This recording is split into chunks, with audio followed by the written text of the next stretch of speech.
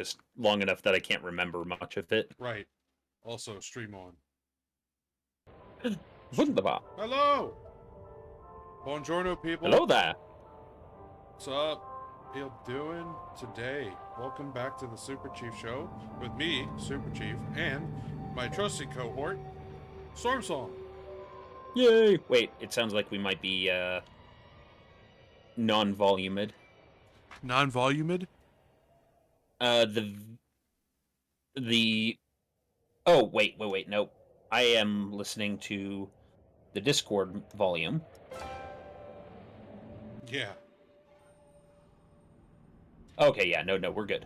Hello, Fox Dark Star. How you doing? Welcome to the show. We're gonna be... Time for Guns Explosion Underwater? Yes. We are. And all with the comfort of Art Deco. Let me do something real quick. I gotta mess with my mouse. My mouse has those numpads on it. And if I don't turn off Logitech G Hub, they don't turn on anymore. Because they used to work, but now... I know you said G-Hub, but I heard Logitech Jihad. Yeah. And I now have another song to add to the list.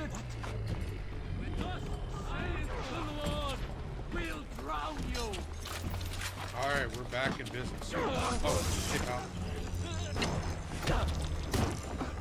Hey, Bully Snake. What's up, people?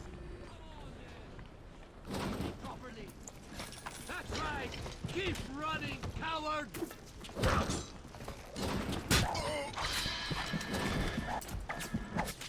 Go! Alright. Magma release valve. Sadly, Mr. Whacker is not well today, so he will not be with us, chat. So, we will give him the break today from being old and let him be sleepy instead.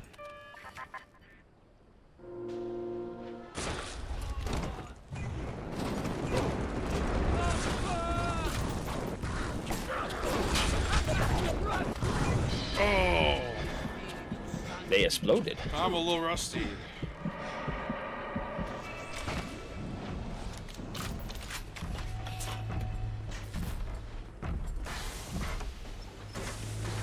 Today, folk kids, we're gonna be meeting Andrew Ryan in the... And I walked right into that trap. Look at that. Oh, I'm kind of sad that Whacker won't get to actually see this part. Like, he probably knows the story from the memes, but when I played through this was definitely a, oh shit moment. Oh, yeah. One of the rare occasions of getting to face down a game fully unspoilered. Right? Old school pleasure. Yeah. And like, hey.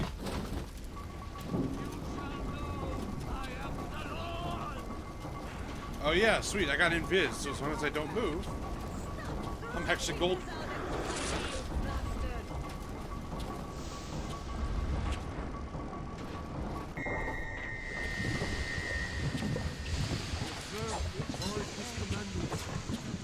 So, how is chat doing today?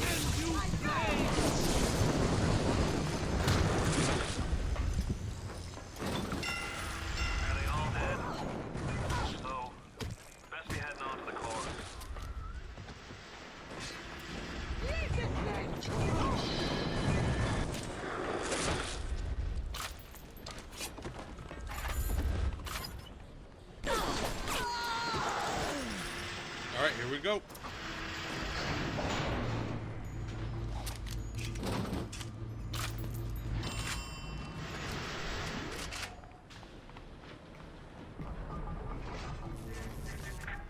So far away from your family, from your friends, from everything you ever loved. But for some reason, you like it here. You feel something. Can't quite put your finger on. Think about it for a second. And maybe the word will come to you. Nostalgia. What did Atlas offer you? A piece of my plundered city? Mark my words. Your only reward will be a knife in the back.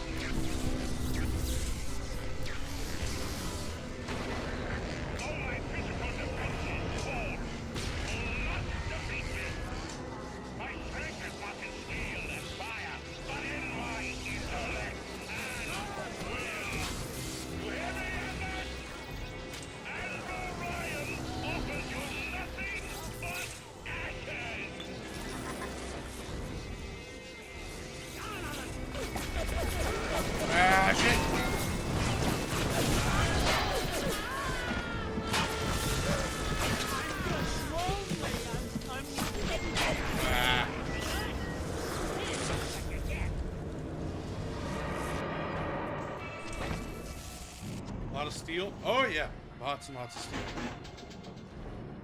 Time to explode.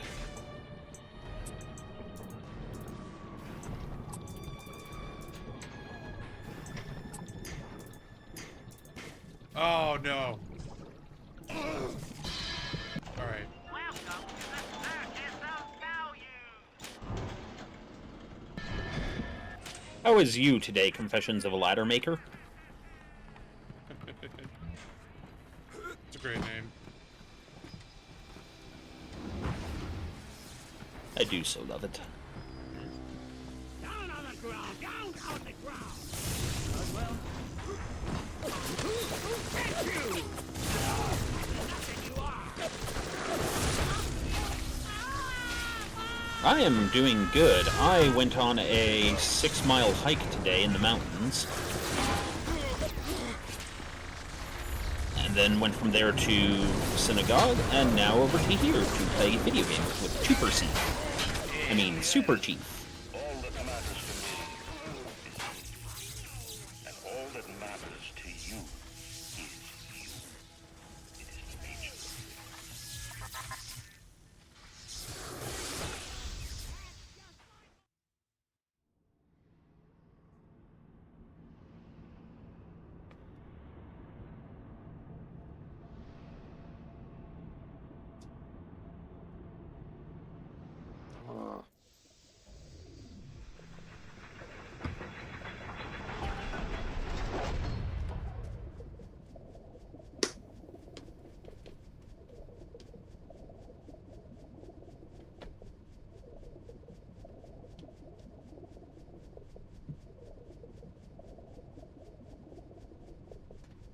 There you go.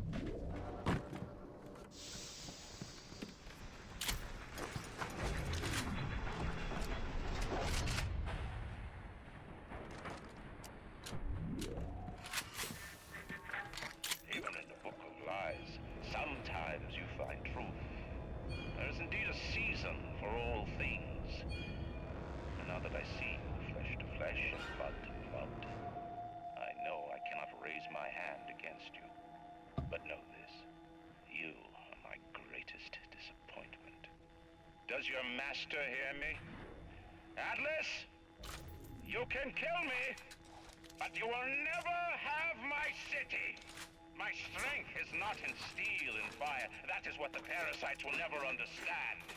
A season for all things. A time to live and a time to die. A time to build and a time to destroy!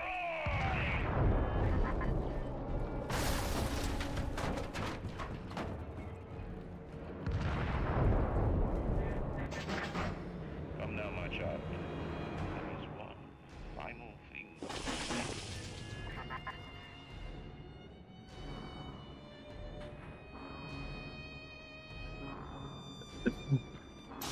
This part's kind of weird because, like, you can imply, of course, pretty easily that Andrew is, you know, just basically like, if I can't win, I won't let you win. Yeah. But on some twisted level, he is almost being considerate to your character. Yeah, a little bit. He in his weird screwed up way, he has some sort of, I guess, fondness would be a word for it. Yeah, that in this, you know, this last moment, there was still some, albeit amid a sea of selfishness, there was at least a final single, like, unselfish impulse. Still very selfish, ultimately, Oh, and yeah. it is tainted by that, but it's an interesting nuance. Would you kindly? Break that puppy's neck.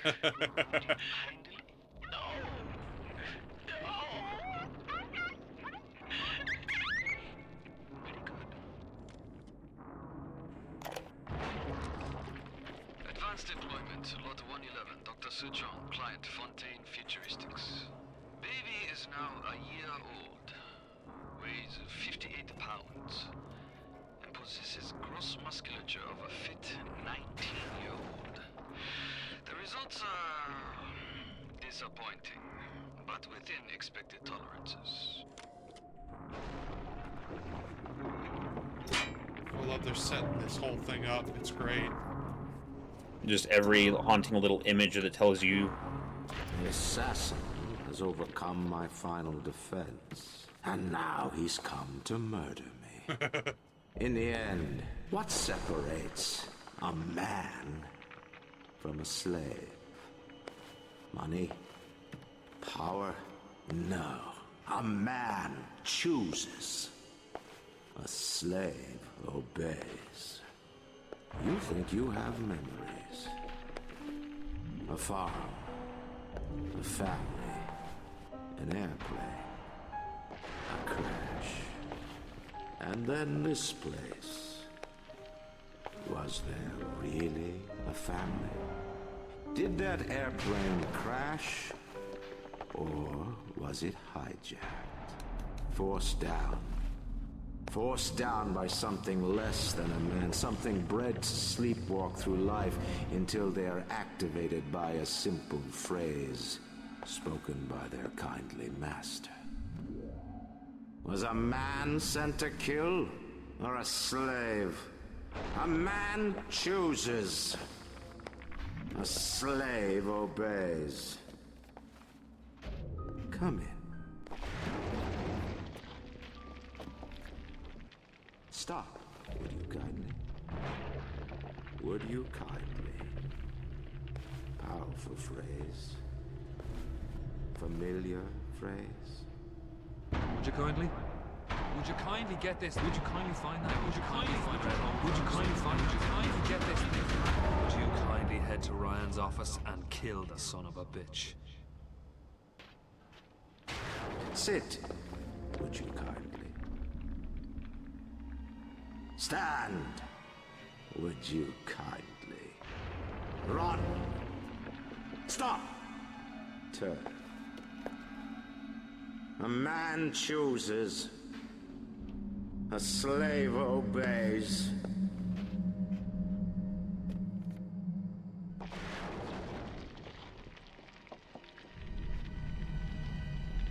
Kill!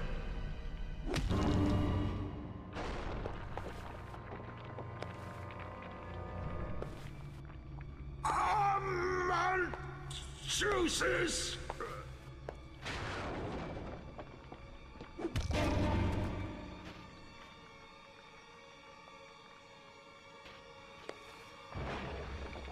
A slave obeys.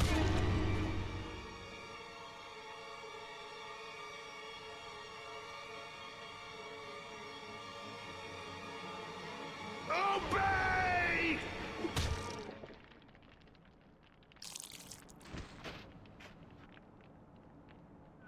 Hurry now! Grab Ryan's genetic key! Now would you kindly put it in that goddamn machine!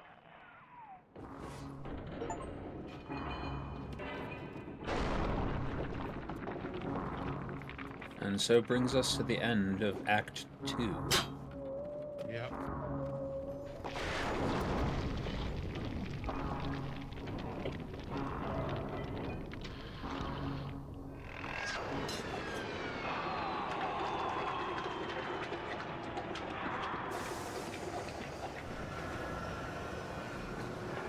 Nice work, Bio.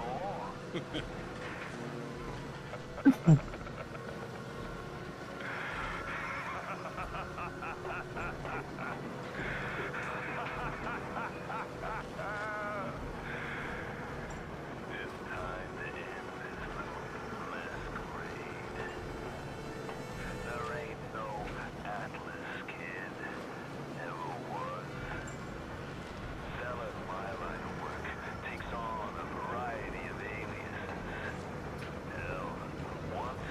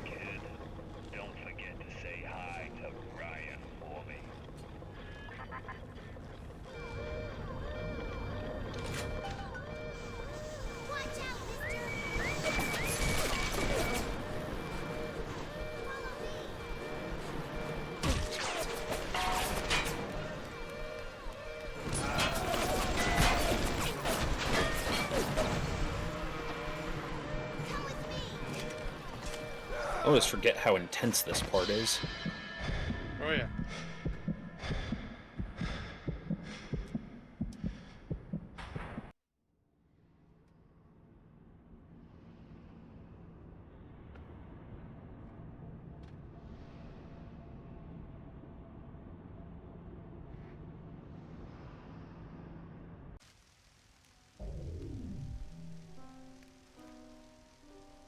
Welcome back, child.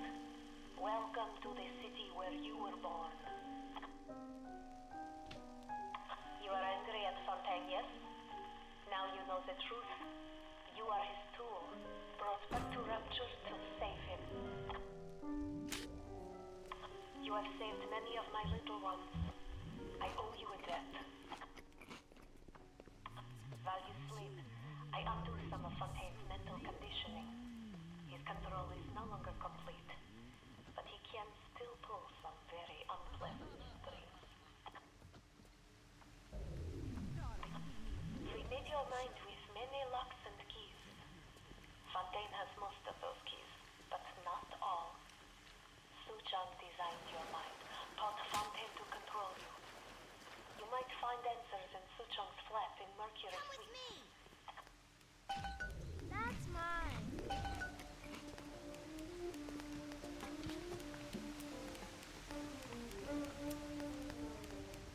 There he is. The one who will save us all. I like it. Who's he? He's here to help us.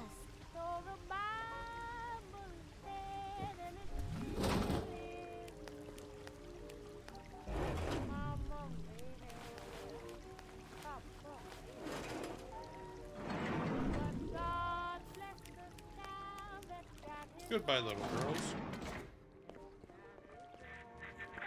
And now you've got hooked up with Tenenbaum, huh, kid? She's a regular mother goose. Alright, fun's fun, kid. But now, go get stepped on by a big daddy. Would you kindly?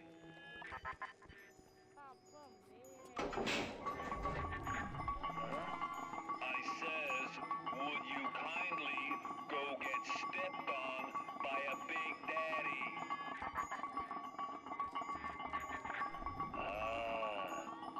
Seems like Mother Goose has been playing around in your egg salad. If you won't dance to that tune, I got others. Code Yellow.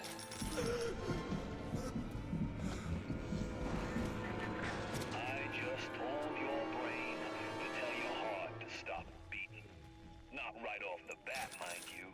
The heart's a stubborn muscle, but it ain't that stubborn. Oh boy. Yeah. Hey, Ed Goss.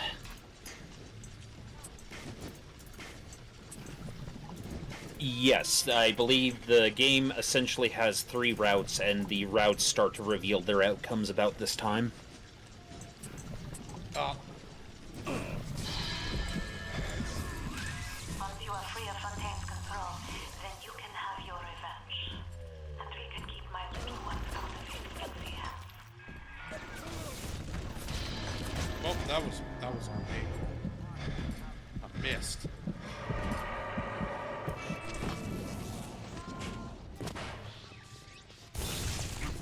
We can see you, you know.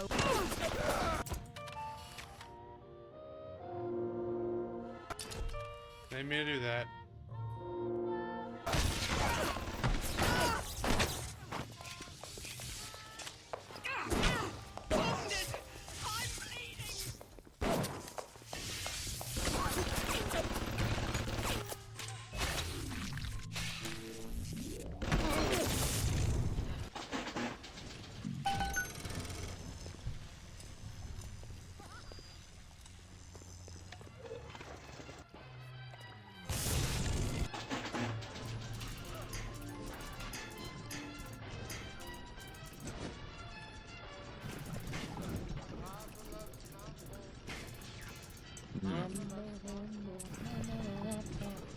SRW Addict says, so the routes are save the little sisters, harvest the little sisters, and And if you saved some but harvested some.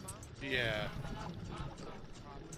So there's essentially the good ending, the bad ending, and the possibly redeemable but never quite redeemed ending.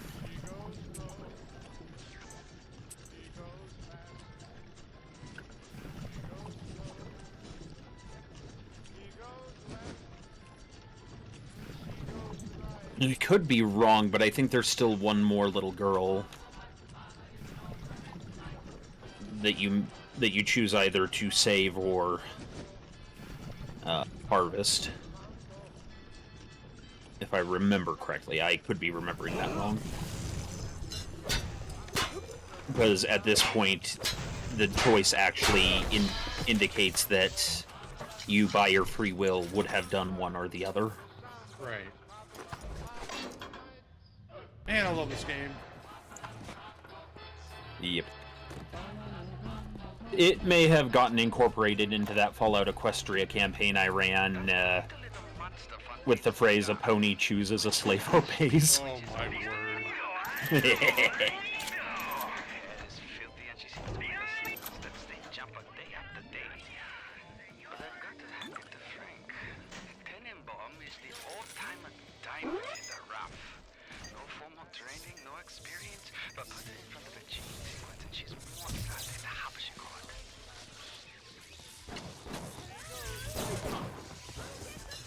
That's another thing about this game that is really neat is the attention paid to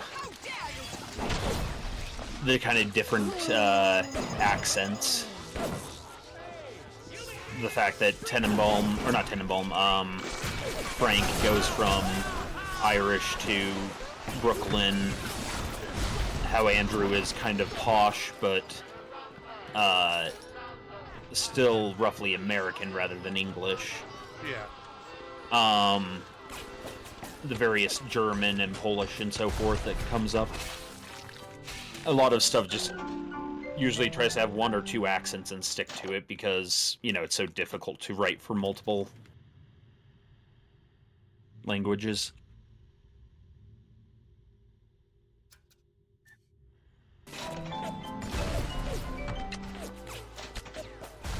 Andrew Ryan's got that kind of mid-Atlantic feel. Yeah, like where he's used to... He has a house in New England and a house in England. Right. Where he was taught in like the Ivy League schools at the time. Yep. Got that whole transatlantic. What's up, Big Daddy? It's a dig batty. Am I gonna hit him with this hat? Yep.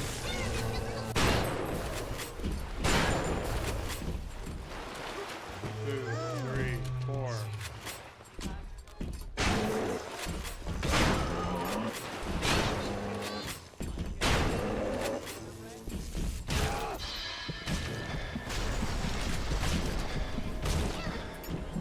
News!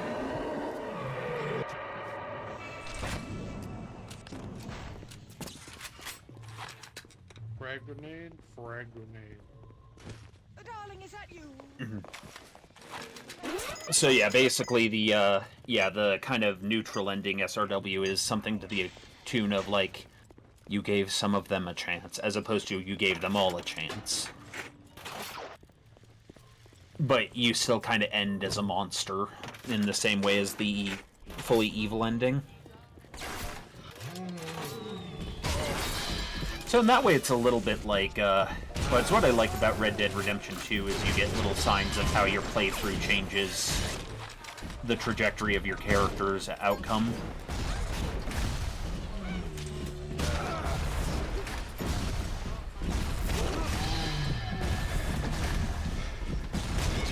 Alright, got him.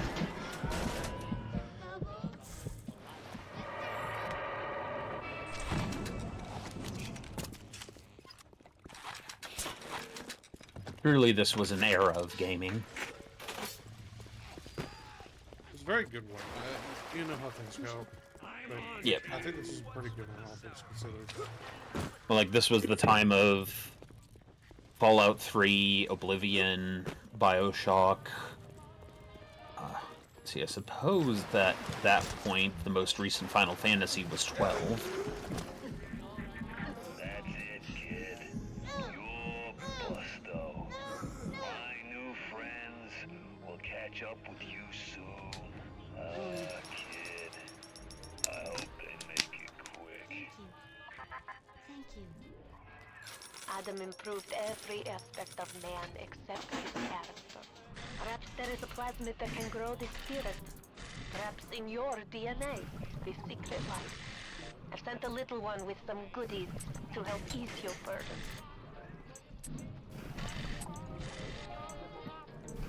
Ah!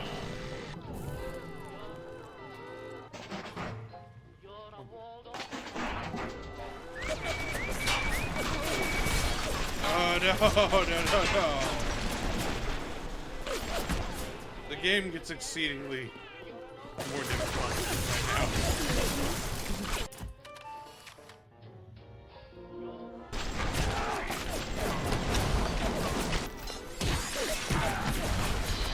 Ah.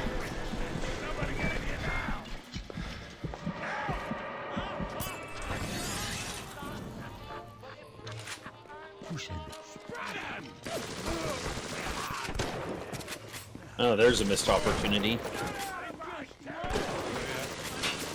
They could have eventually had a moment where, like, one of the people who was, you know, too far gone because of the stuff was, like, attacks you because you won't buy the human meat they're trying to sell. And they start screaming at you. They've, like, assumed the identity of the clown that always talks about the circus of value. The circus of value.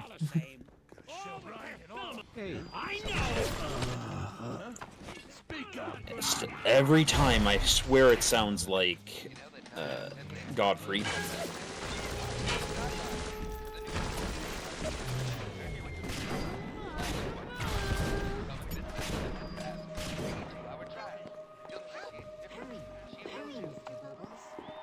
Come on now, Mr. Cosmo's counting on me.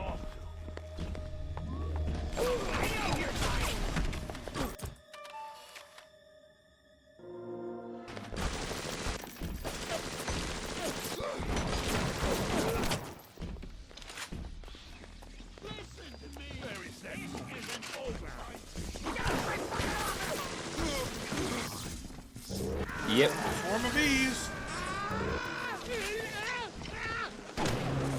I think for Ryan in that moment, if the world couldn't understand what he was trying to do with Rapture, he would rather burn it to the ground than let, you know. And that included himself. He wasn't going to be someone's prisoner. Oh no.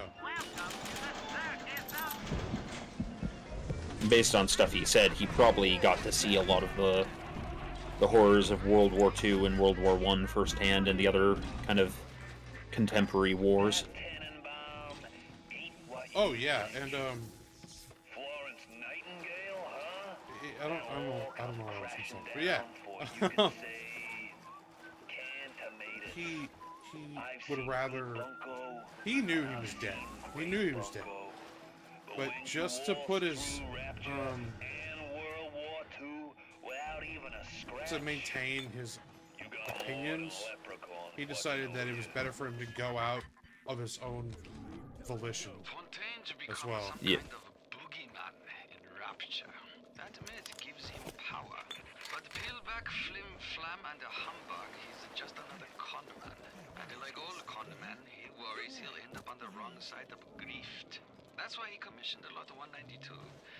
The antidote to the mental control plasmid. Fontaine said I better not tell anybody about the antidote. Not even Tenenbaum. And Suchong is inclined to. That's quite a little monster Fontaine's dug up. When she does speak, which is almost a never, her accent is thick and grating. Her hair is filthy and she seems to wear the same mustard stained jumper day after day. But I've got to hand it to Frank. Tenenbaum is an old-timer diamond in the rough. No formal training, no experience, but put it in front of a gene sequence and she's Mozart in the Hauptschule.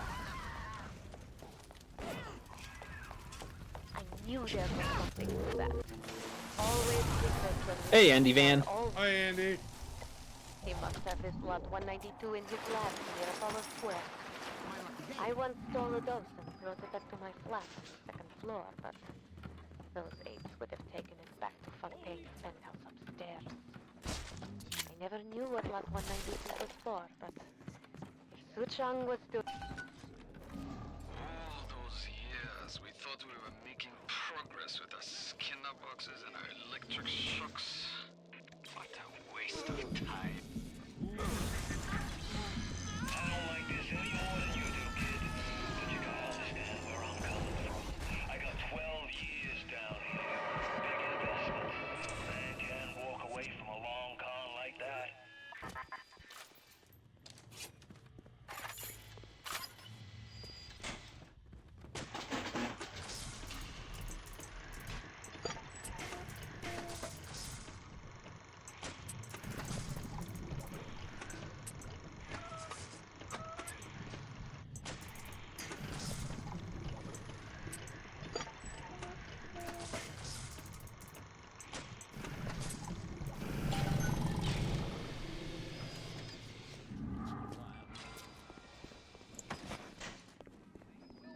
Work out an affordable payment plan for any major procedure. Potentially terminal illnesses won't wait until Oh! Yeah. Hell no.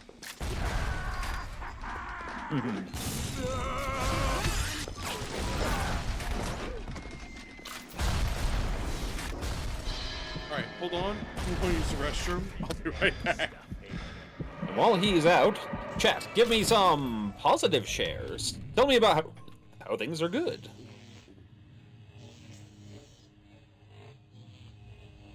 In the meantime, I will tell you how I'm doing. Let's see. I finally passed the 50-pound mark on weight loss, which I'm happy about, and a little boastful. Yay. I get to be here with all you guys, which is wonderful. Super Chief's great. Andy is great. Confessions of Ladder Maker gives me terrible ideas, and that's also great.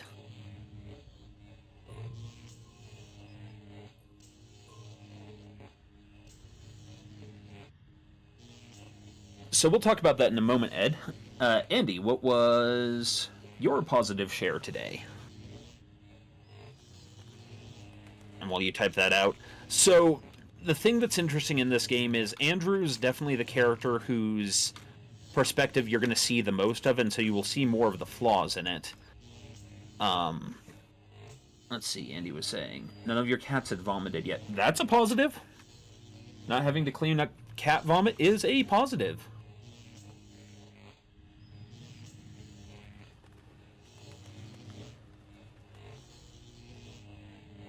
Yay! But yeah, and so we get to see his perspective the most, and thus we get to see it dismantled the most of any of the perspectives in this. But almost all of the perspectives in this are dismantled.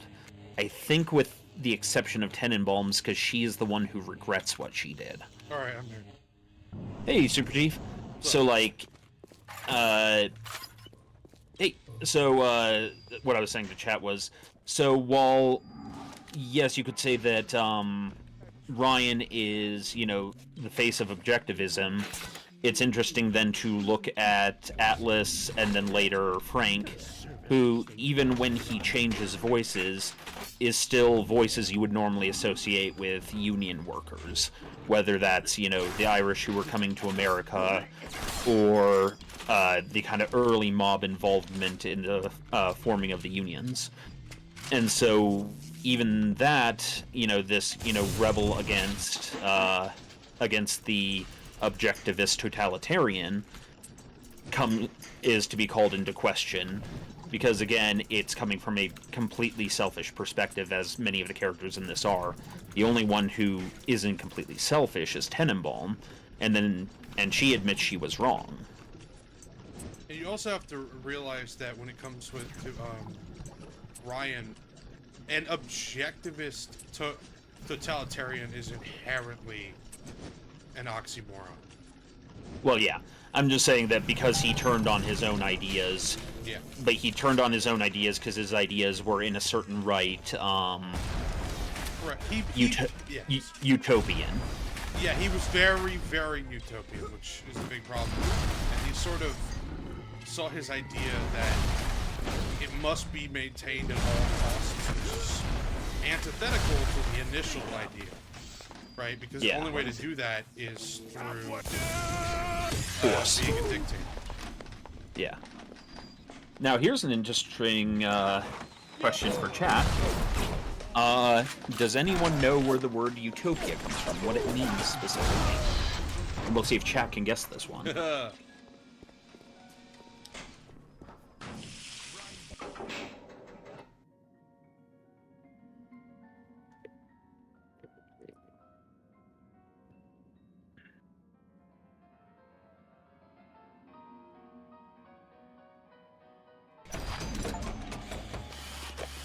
Night Owl says that I'm not allowed to make him do work.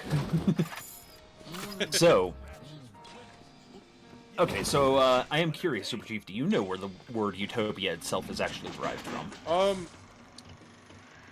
My knowledge of utopia is, of course, the writings of one of the doctors of the church, Sir Thomas More. Yes, that's where it comes to English. Right, but it obviously, if I'm correct, it's Greek in origin, and I forget exactly the specifics of what it means. In Greek, utopia means no place. Yes, that makes a lot of sense.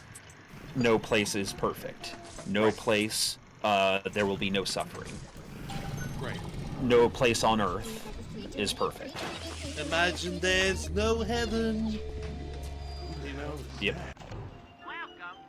And so, in a lot of ways,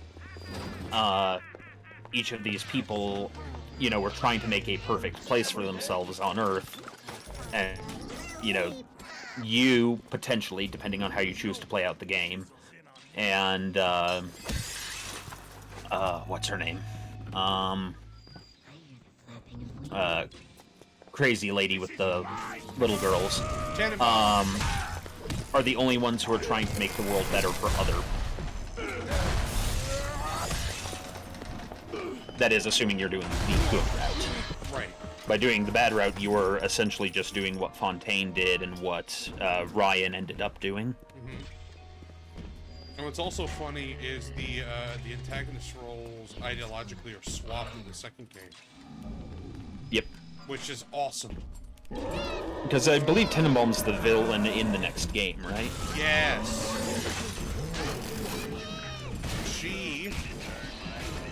She is complete collective ideology. That's why I don't like Tannenbaum. And to be fair, in this game, they only hint at it a bit, but they don't really explain it.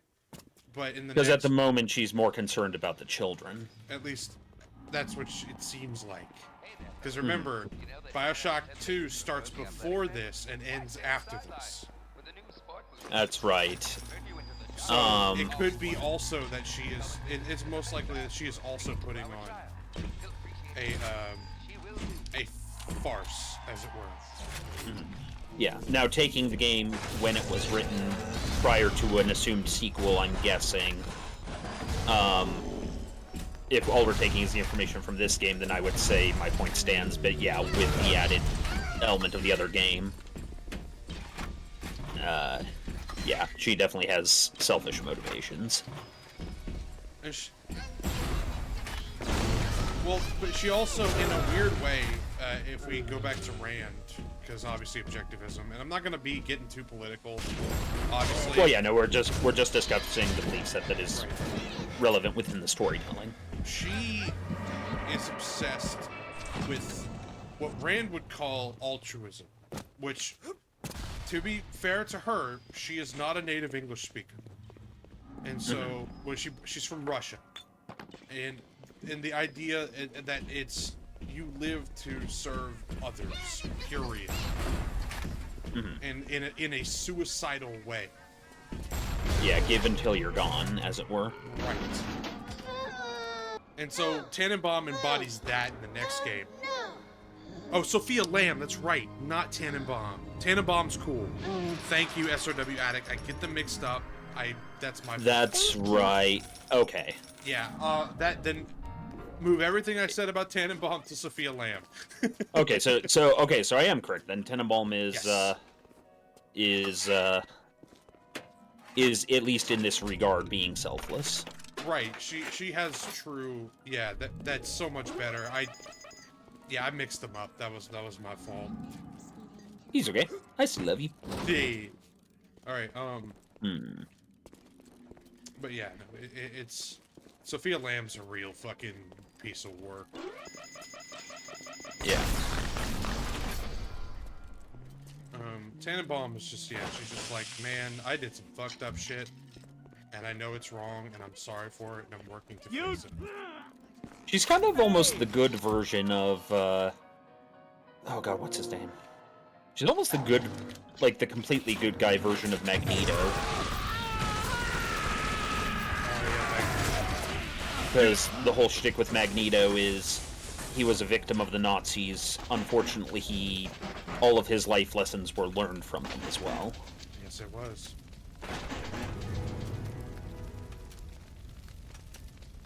I love Magneto, man. I love Magneto. I love the X-Men. Yeah, Eric and Logan are two of my favorite characters ever. There's a great scene in X-Men Evolution, where Wolverine finds out that they know where Captain America's body is being kept. And so they go to find it, and there's another group that's trying to find it as well.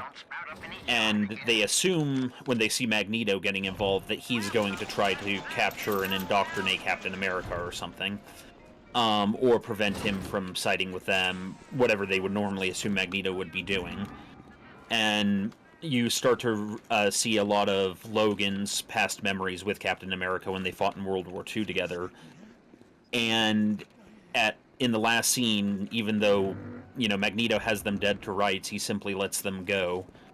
And Wolverine is confused and realizes for some reason Magneto wasn't there to cause trouble. He was also there to save Captain America. And when he asks, "Why are you letting us go?" And Magneto looks at him and says, "Because there was a small boy in Poland who owes you that much." And you see a flashback and Logan realizing that when they freed, I think it was Dachau. Yeah. Or they liberated Dachau, that Magneto was one of the children he helped carry out. It's like, okay, that hits all the feel buttons right there, intensely. Oh yes. And I think that kind of dynamic is why I like X-Men over the other Marvel stuff. Even though I know they're all in the comics, they're all connected, but in the movies especially, like they're so much more interesting. In the power, and on a side note, the powers I find more interesting because they're very specific. Yeah. And with like weird side effects. And you get to see a lot of either social commentary that's either good or ham-fisted, or like just great character play between everybody. Yeah. Which, I thought I was gonna hate it. I honestly thought I was gonna hate it, but I liked the new Deadpool movie. I thought it was great. That's what I've been hearing, is it's a lot better than people have been thinking. Entrance is in lobby, but the damn thing is always locked. You will not believe me, but there was a time when this place was also beautiful. Yeah, I've heard the new Deadpool movie. I've heard it compared to like Blazing Saddles in the sense that it's the parody that ends the genre, but that it's also really kind of funny and holds up way better than it should. What do you take me for? Some kind of mental incompetent? And yet latter, it doesn't make up for the fact that Magneto is a bad guy. But but he's a bad guy you can understand, and while he's wrong and he must be stopped, you get why it's gone there.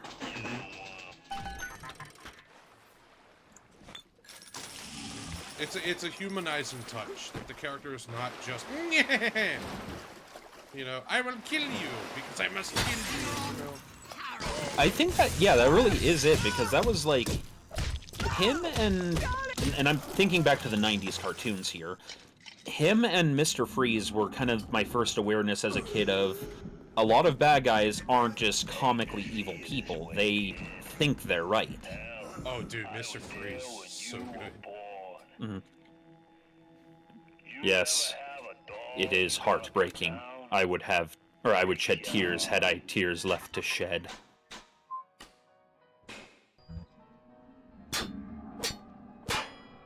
Murder?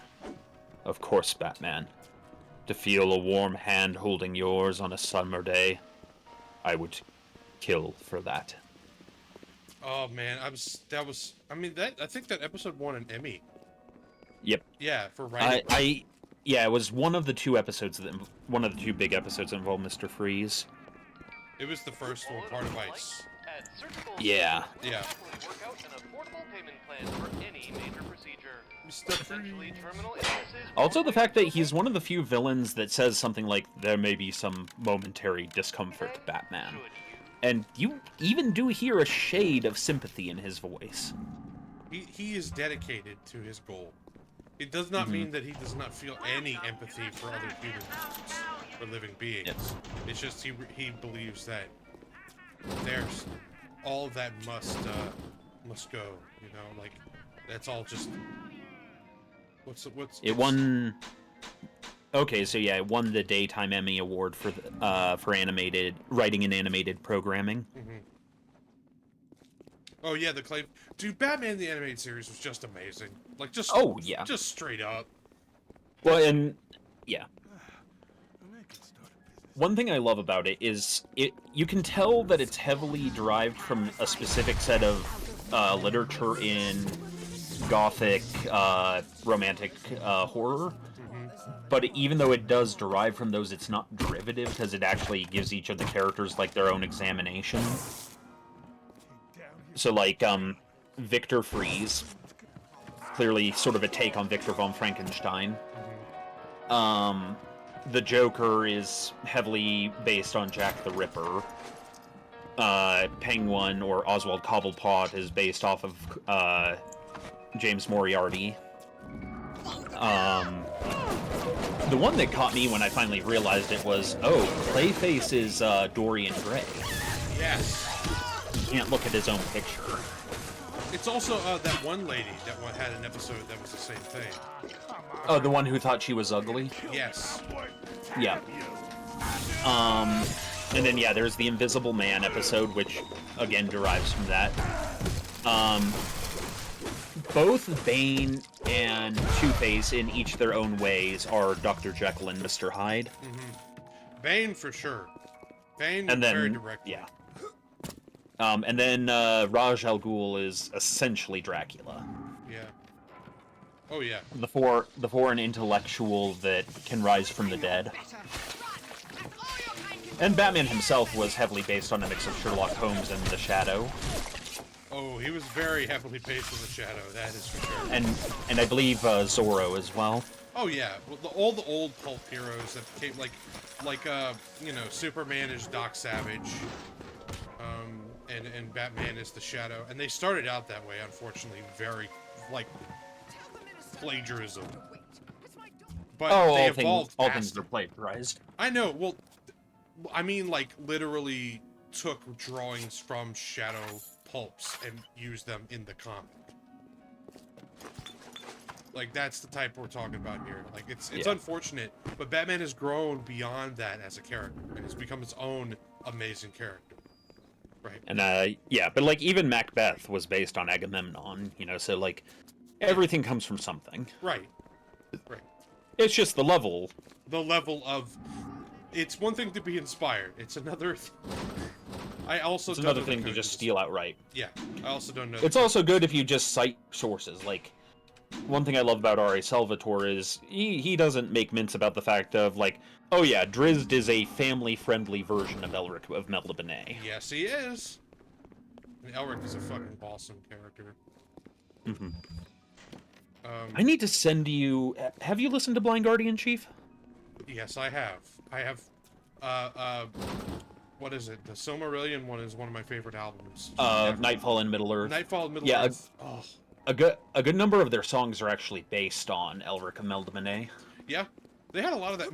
Fun fact, Michael Moorcock wrote songs for Hawkwind, who most people will know their bass player as Lemmy Kilmister, who went to form Motorhead. Another way of putting that for Dancing Lights is bad artists steal. Great artists steal from everyone. Yeah, exactly. So, like, the story I'm writing, the main character is essentially what happened when I watched Gladiator, the first X-Men movie, and Conan the Barbarian all in the same week. Like, Wolverine, Conan, and Maximus kind of got rolled into one character. Oh, I fucking love... I'm reading the Conan pulp slowly, and they're so good, dude. Oh, they're amazing. Robert E. Howard was a damn fine writer. It's too bad he was, like, you know... Not well in the head. No, not well at all. Probably better off than Lovecraft, but unfortunately ended up shedding this mortal coil of his own terms. Yeah. How am I into... Oh, I see. Night Owl accuses me of encouraging crime. Does anybody know where I could find the door code to that door at the bottom? 'Cause I probably found it. Oh, this is it. I haven't been here. Yeah. Oh yeah, a lot of Lord of the Rings, Tolkien's descriptions of the orcs came from him remembering World War I. Art and suffering do walk hand in hand. If any of you are interested in, essentially, there's a composition that's kind of called the father of horror music, or maybe the mother of horror music. And it's any soundtrack you ever hear in a horror movie is usually derived from it. Called the Threnody for the Victims of Hiroshima. It's not comfortable to listen to. But the whole point was, the guy was asked, can you write something about the victims of Hiroshima? And all he could think of was the horror of, you know, the pictures he had seen, and so he wrote that horror into music. He wrote it into being, and therefore we must now suffer. Hit me with that question, Andy. Sorry, I didn't mean to interrupt you, Chief. Sorry, I'm fucking... Move, game. Move, game. Move, game. Oh, shit. Sorry. Alright, never mind. Go. Go, Andy, go. Lord of the ATK. Rings... Oh, yeah. ATK. Yeah, Lord of the Rings is a little bit of that World War I drama. It's also, like, to be, you know, it was deliberate, because he was trying to write, if I remember him saying this, he was writing the Lord of the Rings as a mythology for England, because all of England's myths had been gone, because they've been ransacked and taken over so many times that he wanted to do something. And so, obviously, he always denied, if I remember correctly, that World War I was put into his books, but I think the real answer is that he unconsciously did it. That's what I've heard. That's what I've read him say, right? So I could be very wrong in that, but that's what I remember. I have heard of Vita Carnis, Andy. I have not seen it.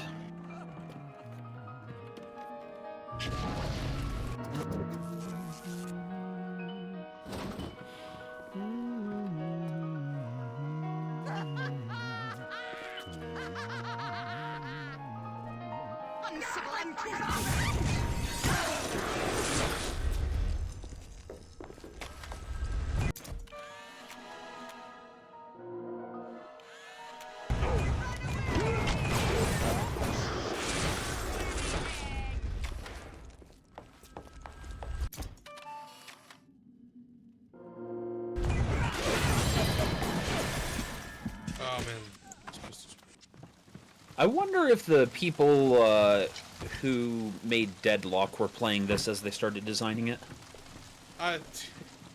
The people who made Deadlock were playing everything when they designed Deadlock.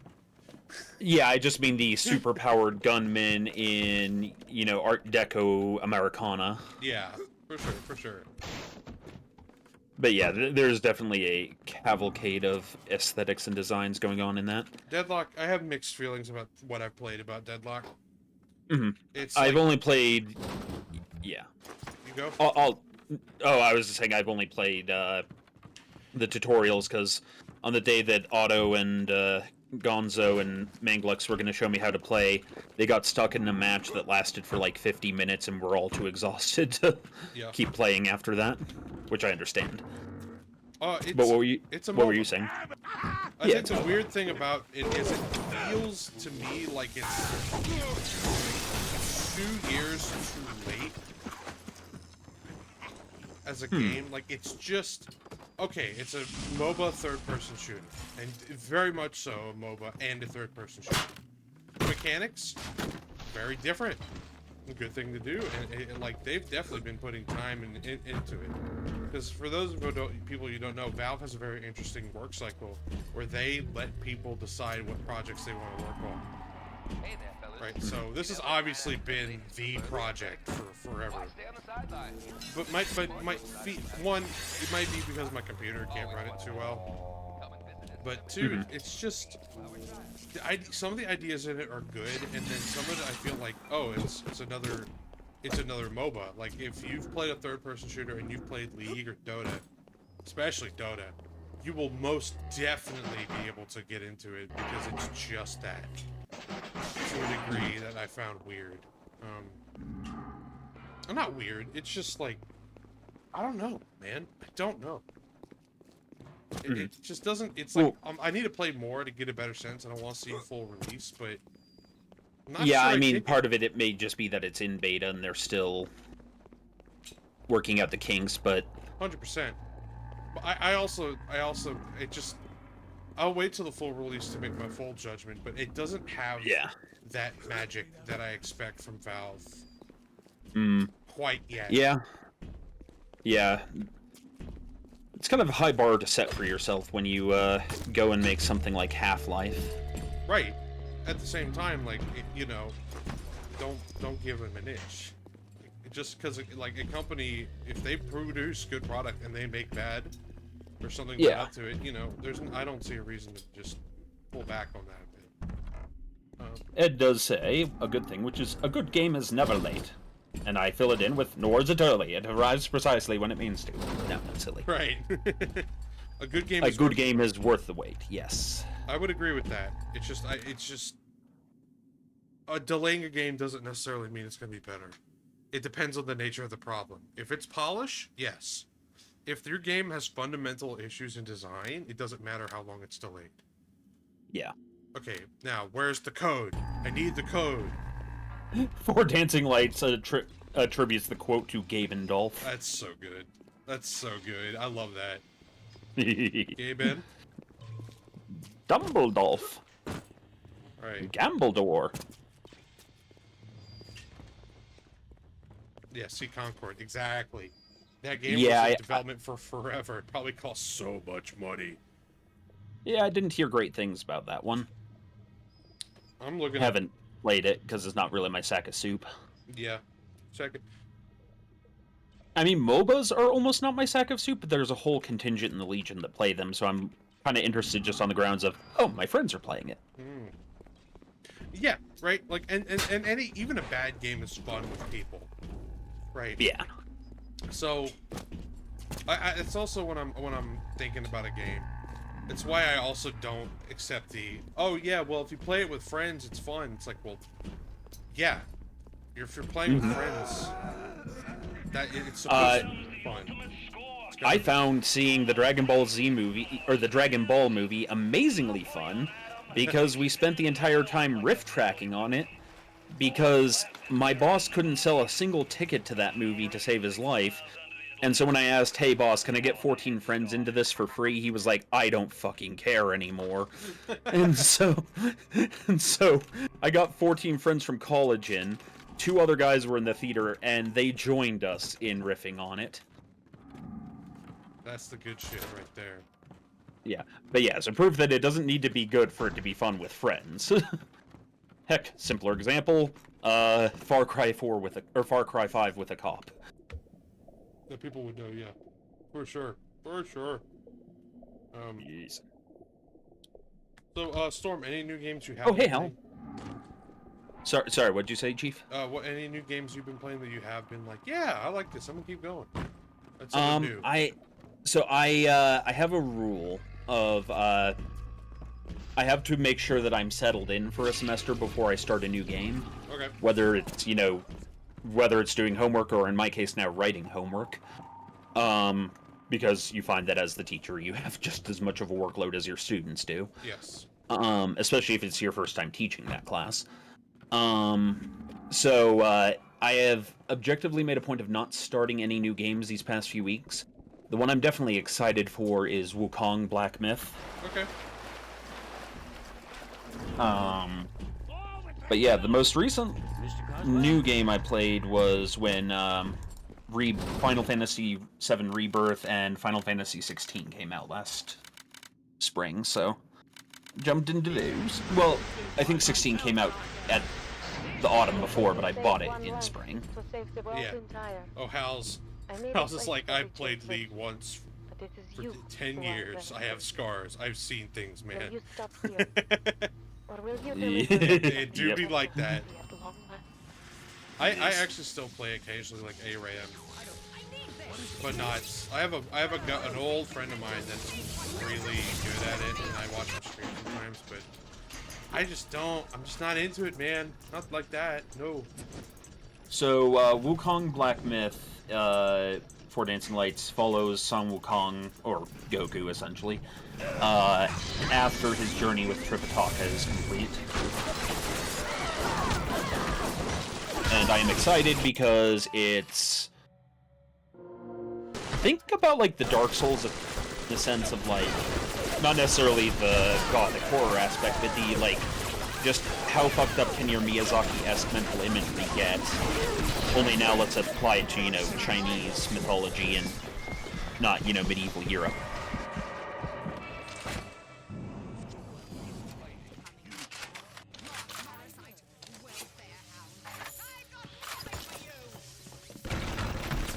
There was another game that I was looking at that caught my interest as well. I'm trying to remember what it was. Oh, right, the new Zelda game, which Rail will be streaming on Thursdays. Oh, is that the one with Zelda?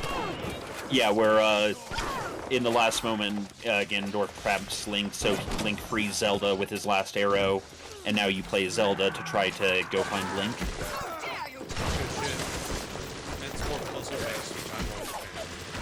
Yes. I'm hoping we'll get to see good homages to lines such as, I can't wait to bust some Dodongos!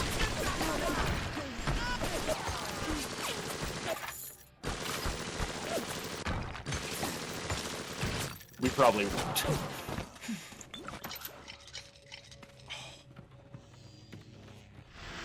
Oh, but for Dancing Lights, you poor thing. We've already seen what happens if Zelda's a girl. Have you ever seen the Philips CDI Zelda games? They weren't good.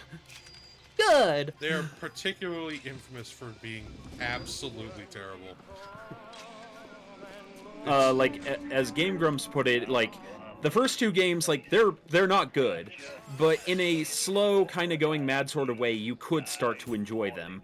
And then the third one just goes straight to hell in a handbasket and how bad it is. Yeah. Give me a smart mark over a dumb one every time. These sad saps. They come to Rapture thinking they're gonna be captains of industry. But they all forget that somebody's gotta scrub the toilets. What an angle they gave me. I hand these mugs a cot and a bowl of soup, and they give me their lives. Who needs an army when I got Fontaine's Home for the Poor? Dude, I love this. Yep. Oh, dude. You know what looks... have you played the Westwood Blade Runner game? I have not. Highly recommend it. One, because it's Westwood and it's awesome. Yeah. And two, it's in my opinion the only thing that has ever been made outside of the original movie that actually captures the atmosphere and the essence of what made that movie amazing. Yes. Is it goofy? Oh, you betcha. But it's so... goofy with heart. Oh, it's goofy in a way that's just... like... It's goofy in that, you know, it's an old PC point-and-click game. Yes, Canopa's cat, we're talking about Westwood. Yeah, they made a very good point-and-click adventure Blade Runner game. And it's got, like, randomized elements, which is fucking awesome. Like, who is and isn't a replicant is randomized every playthrough. Some events will happen, some won't. Some pieces of evidence won't even show up, and you'll have extras sometimes. The overlapping of it. It's spectacular from beginning to end. Let me save just in case. Yuppers. Yeah. Yeah. Also, Halzakar says, "Excuse me, princess," which now should be our automatic greeting to Cookie whenever she comes into a stream. So that's an order to all of you. Whenever Cookie Mama comes in to run a stream, say that to her.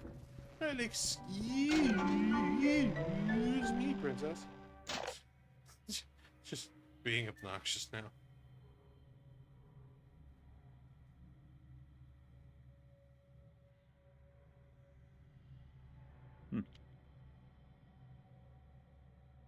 I need to unlock another slot. Wait, let me see if I have any higher level ones. Shorten arms too.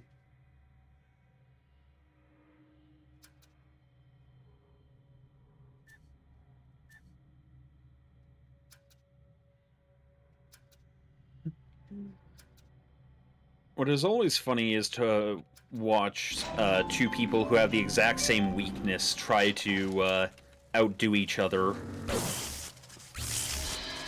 The other night, two of the Legionnaires were like, they're both the kind of guys who they can't accept compliments, but they each know the other one can't accept compliments either, so they're trying to like out-compliment each other and like be considerate of each other, but then each getting more and more furious as the other one is being more and more polite to them.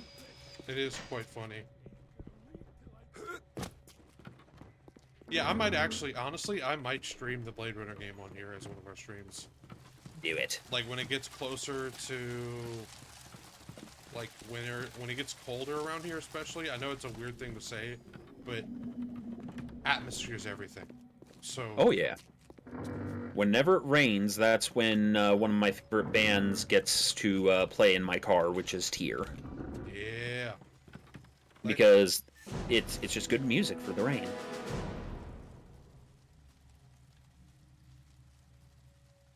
Also, do you know which Blind Guardian song is based off of Blade Runner?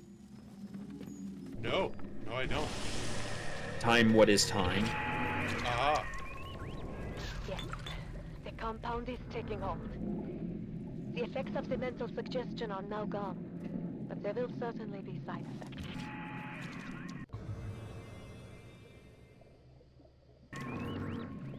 What was I saying? Lot 192 has reorganized your entire There's a few references in Should have known movies. you would need a larger dosage. You will have to locate another dosage. Iron Maiden. Yep. Good.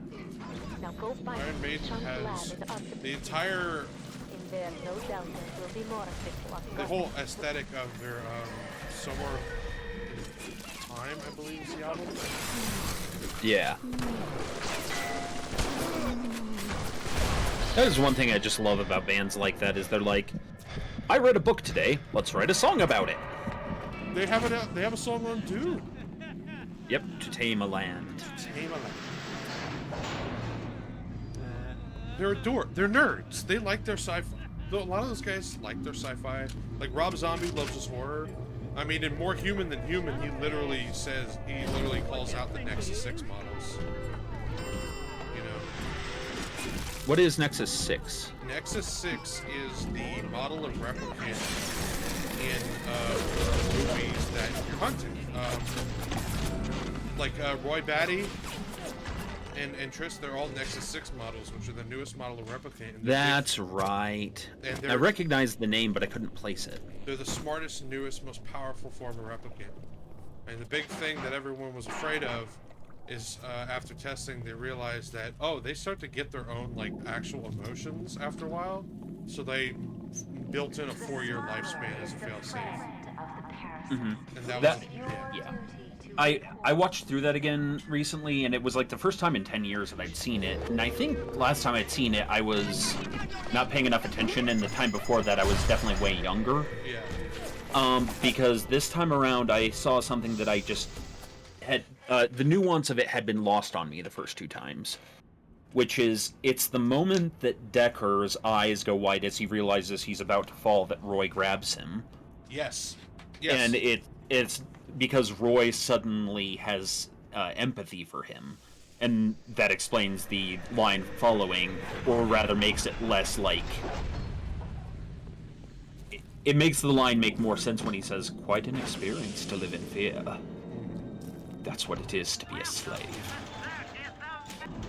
Oh, it's so good. And it's like, in saving his life, Deckard has learns the meaning of what it is to be human. Roy does. Roy does, but so does Deckard. If you look at him listening to it, because the whole movie, up until he starts to fall for Rachel, and even a little after that, he's a cold-blooded He's still killer. very, He's very cold. Yeah, he's cold. He's emotionless. He does his job, and then he starts to break when he realizes he's falling for Rachel. Yeah. And then, you know, in that weird love scene where it's just very, you know. Well, and even the moment where he realizes he's being callous when he's like, you know, telling her about the planted memories, and then he's like, you know, I'm sorry, that was a bad joke. Yeah, he slowly opens up, and it's only through the interacting with the replicants that he starts to do that. And he makes love to Rachel in that very awkward scene, and I see that the first time watching it's real fucking awkward, right? But But the way I see it is it's him kind of coming to terms with, this is a machine. I'm in love with her. What does that make me? And he's confused. He's very confused. And then it finally clicks when he gets saved by Roy, who he's been hunting, and Roy's been teasing him and taunting him, and does the beautiful Tears and Rain speech. Which was improv. Yes, it was. Or ad-libbed, whatever the right word is. It's, hold on.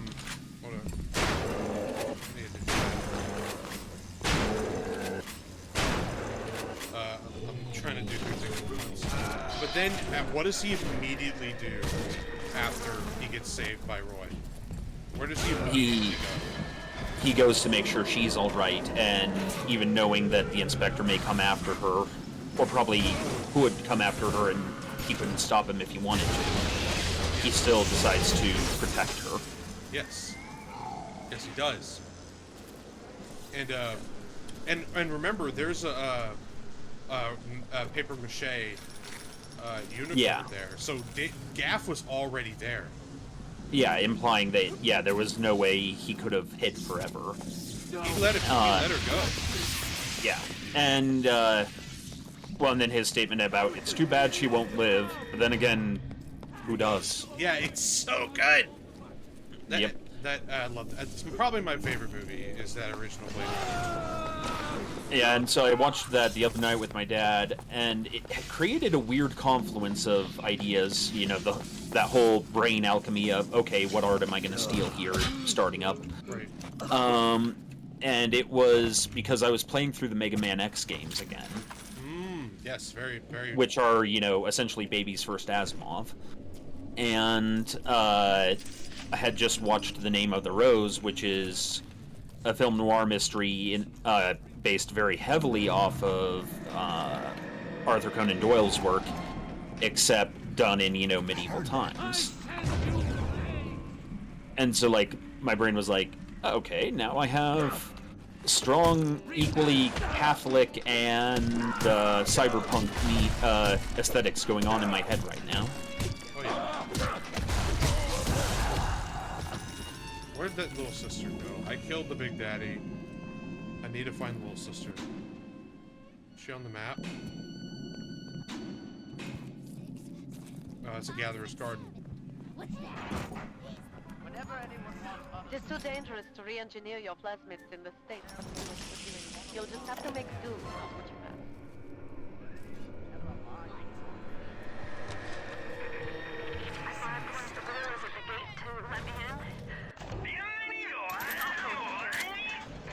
To my right, I can see a dead woman lying in the street. Everybody just walking by her like she was there. But I noticed something spray painted everywhere. Atlas lives. And I don't know what it means, but something tells me it's important to these people.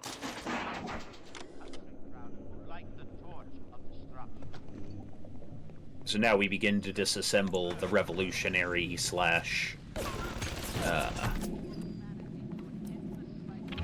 rebel aesthetic of Atlas. Yeah. Not that he hadn't already done that, but... I'll kill you!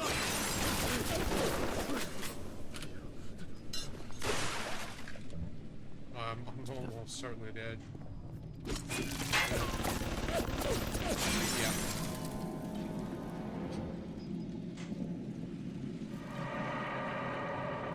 Now that I'm dead, maybe the little sister will respawn. I can find her and save her. There we are, the lyrics for Time What Is Time. When the moonchild is crying and silence has broken, the dark is truth, the things she remembers have never been her own. Replicant or human, I know the way to show. What do I see, what will I find?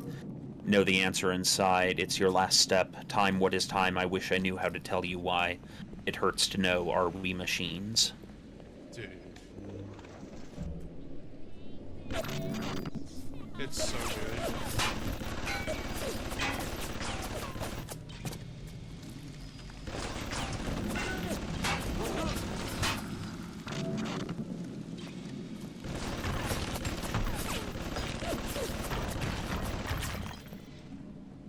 That is one of the reasons they are my favorite band.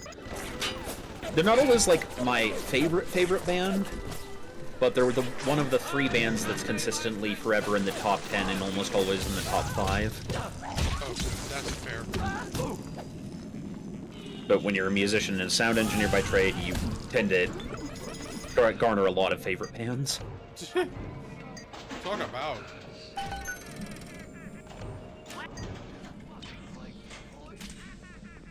Oh boy, that hurts. Ugh. When you finally come down from the jogging endorphins or the hiking endorphins and your body is just like, what did you do to me? What did you do to me? What did you do to me?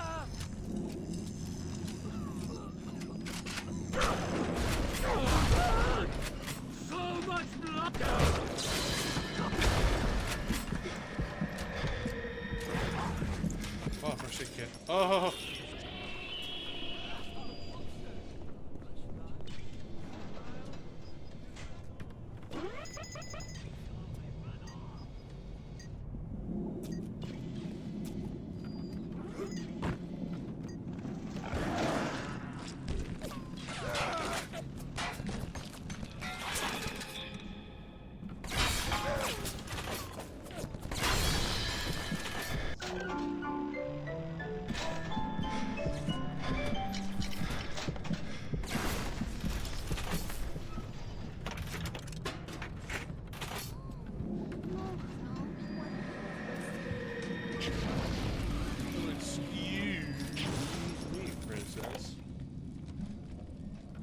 Clinical trial protector system. Plasmid lot 2. Cookie Mama's here.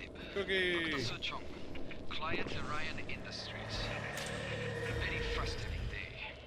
I can't seem to get the damn big... Now you are having freedom. Suchong's drugs should have no hold on you. Take the bathysphere to Point Prometheus. Yay. Time for this matter. 4 dancing lights. You are You have proven the justice of our culture. Now go and rest, our hero. There goes my hero. Watch him as he goes. How you doing, Cookie Mama? I told everyone to say, well, excuse me, Princess, whenever you come into chat now.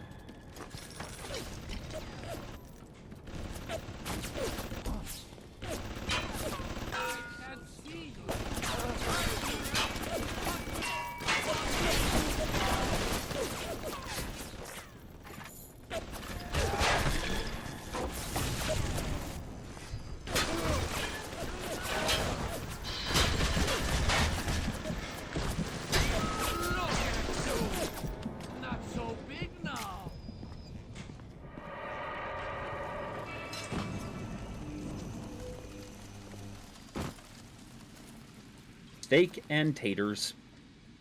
These are good things, as is the biscuit.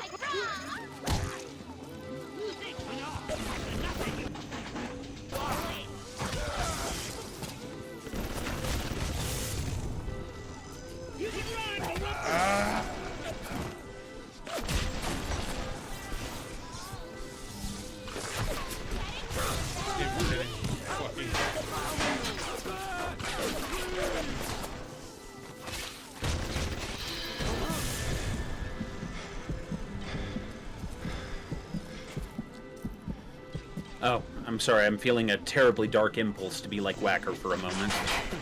Get good.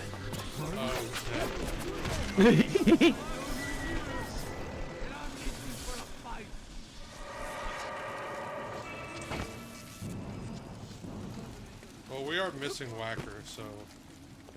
Yes. Sadly, Mr. Whacker was feeling queasy today. And Night Owl brings up one of my many quotes. 7798. Oh my god, you're Whacker with the Black Pants Legion. Please sign my butt.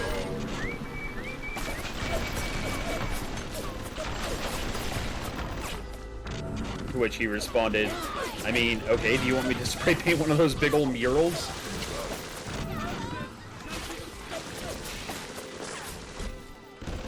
I love when Night Owl has the right quote for the right moment. Princess cookies do come with extra sprinkles.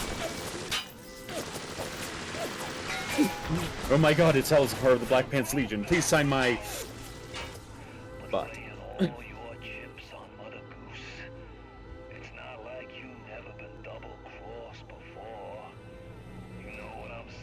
Somewhere in Rapture there is a splicer that can only be described as invisible and obsessed with turret maintenance. Definitely possible. Submarine topside, and more at him than you can possibly imagine.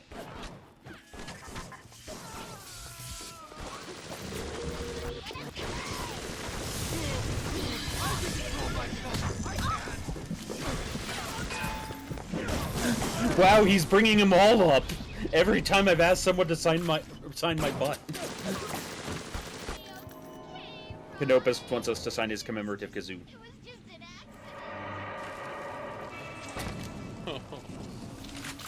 Princess cookies are like fairy bread. They have sprinkles.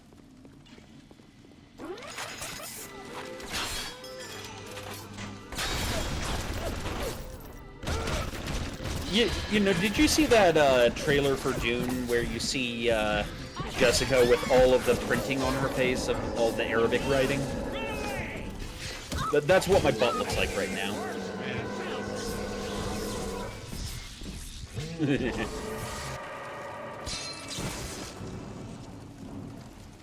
Wow. So I can't remember who was the original victim, but what had happened was somebody was like, you know, like, they were kind of bemoaning, like, yeah, it's, you know, it's cool to have fans, but sometimes people just take it too seriously, and, you know, they think that, you know, them being a fan of yours, that, you know, they're somehow doing you a favor by blowing smoke up your ass, and it gets a little, you know, obnoxious at times. And I just couldn't help myself, and I was like, oh my god, you're so-and-so of the Black Pants Legion, please sign my butt. And everyone in the room just was trying their hardest to scold me, but we're all laughing.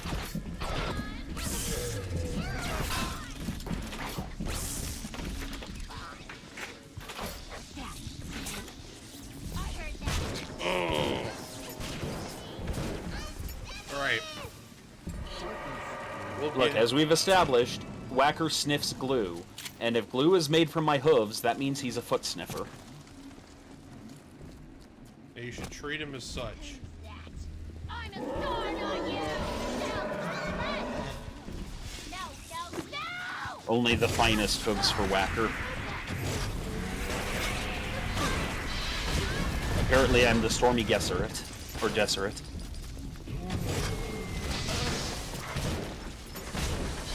Man, that Big Daddy is a sniper. I'm sorry. Big Baddie. I think I killed it. Maybe you did, Nope, maybe you close. didn't.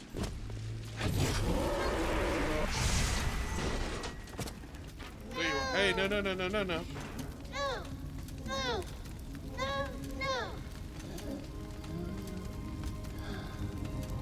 I shall save you, little girl. Now go. Thank you. Thank you for helping me. Run away.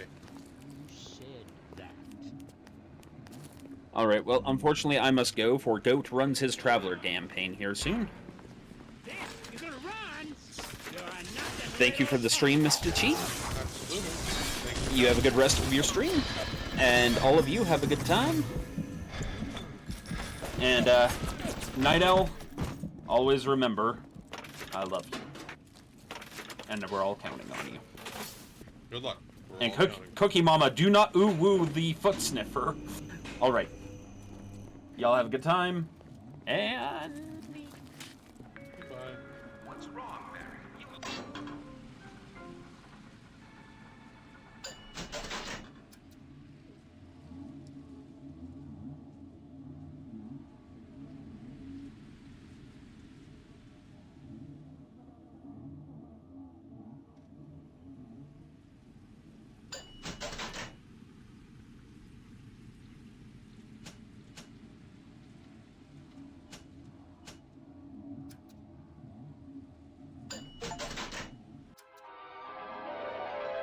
Throw objects at foes.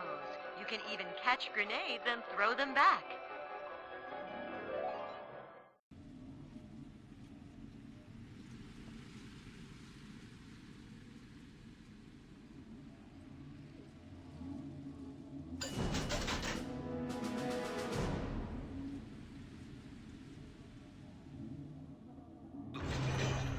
Terrible. Capital punishment.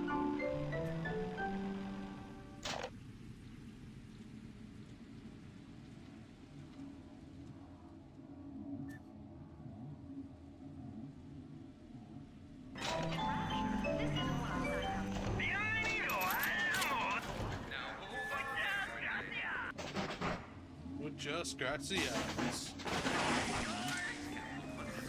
Alright, so it's just me rocking it solo today.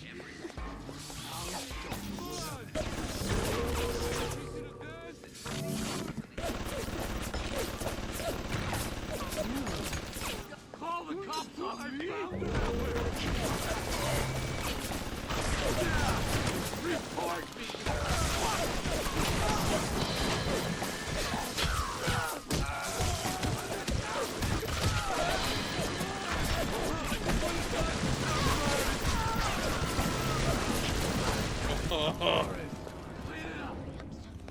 Troublemaker? No, this was I'm saving all the little sisters.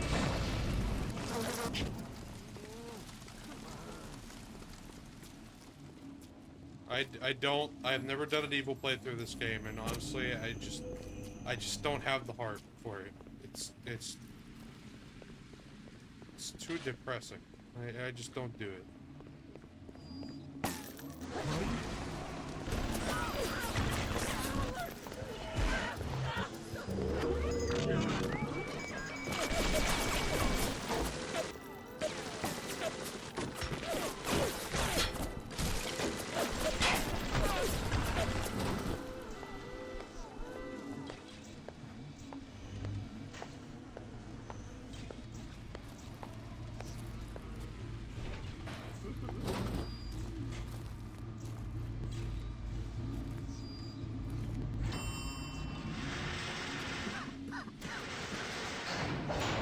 I feel so bad for the little sisters. I just can't do it.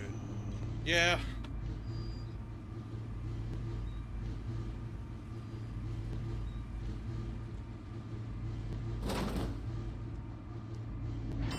Let's see what we got.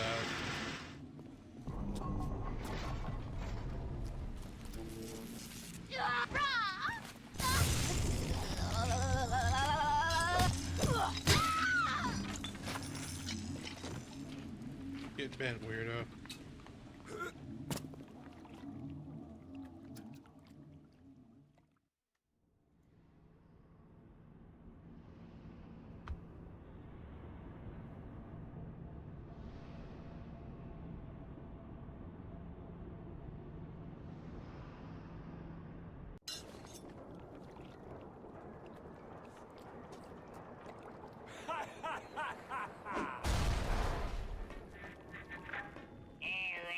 Alright. You looking to slug it out? I'm game. But I got all the Adam in the city, pal. And I ain't shy about using it. Now, I'm Jake to take her out for a spin. What is this you wait for? Go and get this idiot!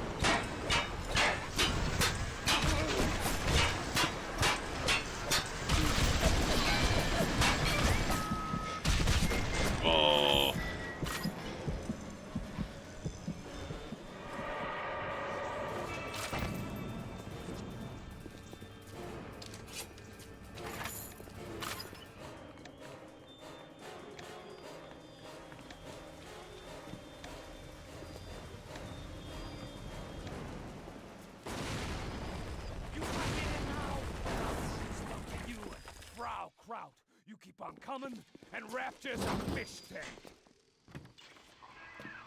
Shite! You let him get away. I need a moment for thinking. Of course. This will be no problem. Find a Big Daddy. I would suggest that she find you a daddy one. You see the suit control system? So good, get it. That is step one of turning you into one of those disgusting Big Daddies. The only way to get through that door Fontaine went through is to have a little more for you. It will only trust you sound like, and even smell like one of those big, sticky suits.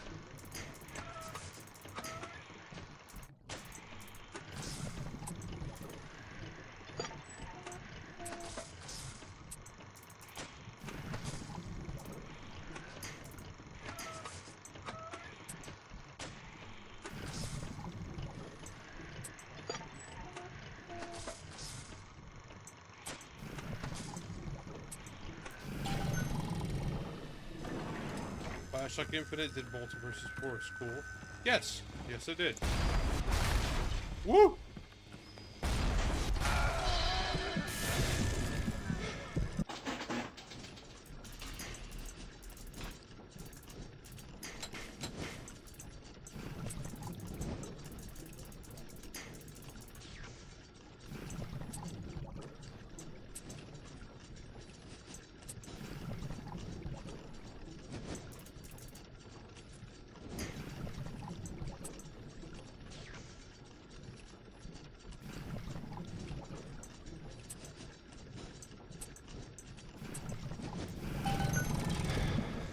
Oh.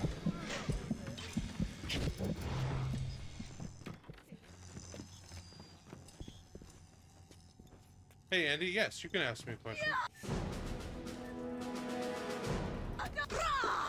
I'm on your trail! Your stench! Batitlo, why are these boots here? There should be in fail-safe armored escort, but no matter. Take them, take them. What's with the phenomenon with people holding their cats and using like a gun and making noises? I really don't know, Andy. That's... You're gonna have to elaborate on that one a little bit. For me, because I'm not... too clear about that one. Where do you think you're going? You need to become a big daddy before you are able to draw out the little ones.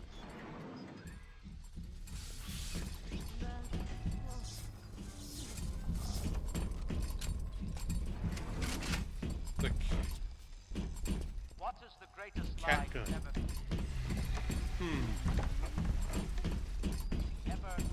Very good question. I have no answer for it. That's so strange. Andrew Ryan asks you a simple question. Are you in there?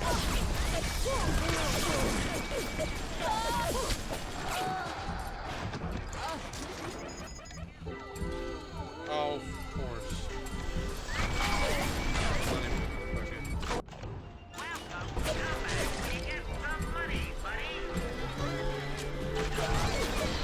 Where you be finding the voice to have sounds like one of those big daddies, repulsive creatures.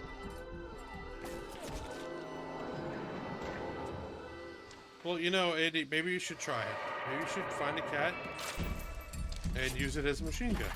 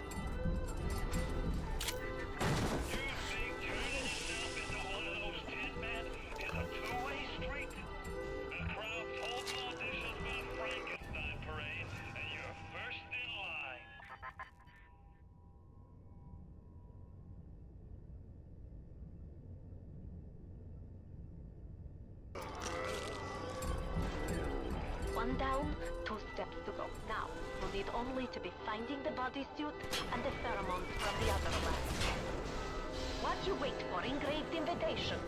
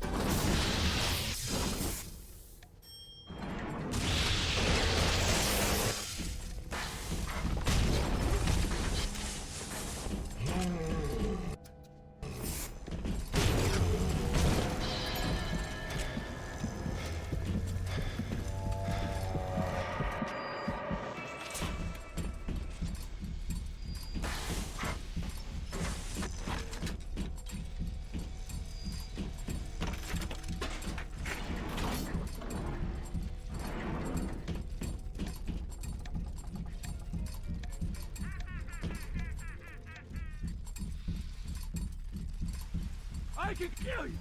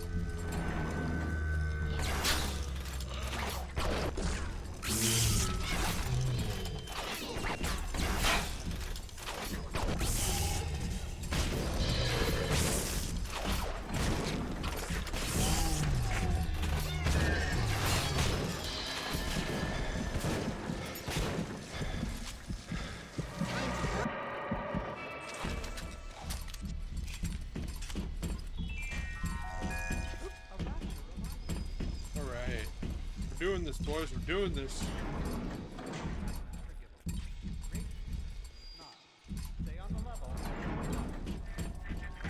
You're playing a bad hand, kid. You're just too spliced to smell it. Roll on back to Mother Goose now, or everything's gonna go busto. Busto.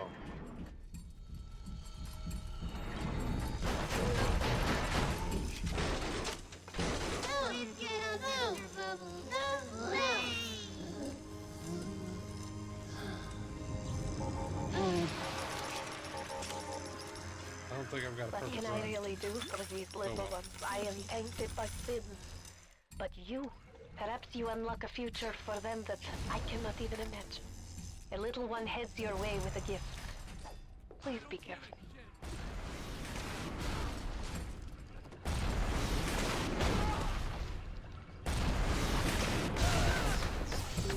You thought.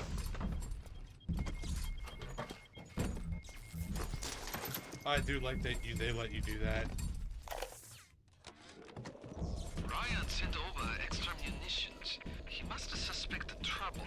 I will lock them up near the protector labs and set the code to 1921. I don't expect we'll ever be needing them, though. Once Big Daddy is ready, nobody cross the Big Daddy. Look around you, kid. You think 2-bit heroics count for a fig in this pit? You're staring down the puke stain of Ryan's busted dream. You think there's something worth saving down here? Then you deserve to gargle with the rest of these scrubs.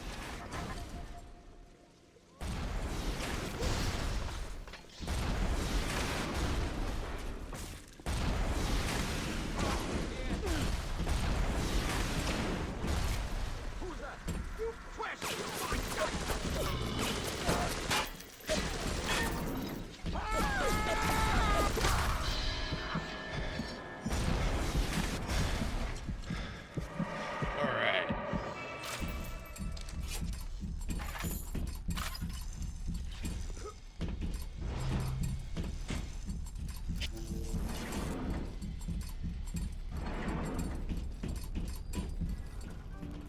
Hello.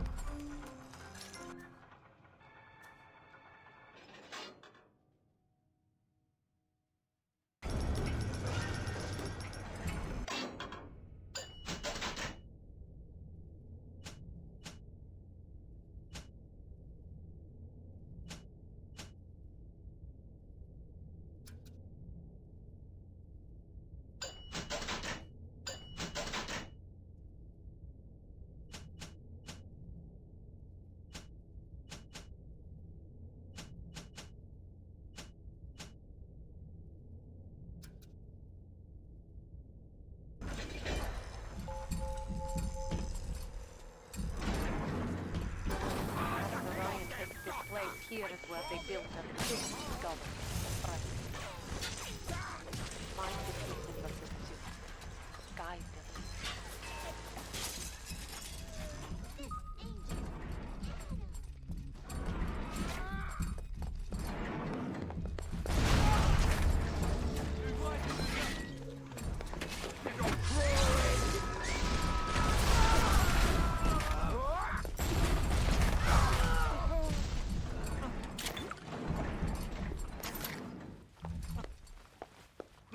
alone!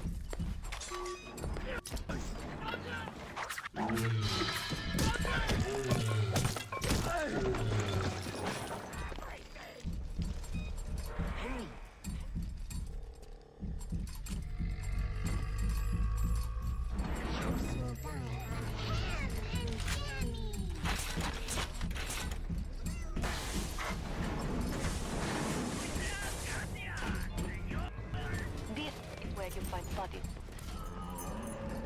Round it up. All you need now is helmet.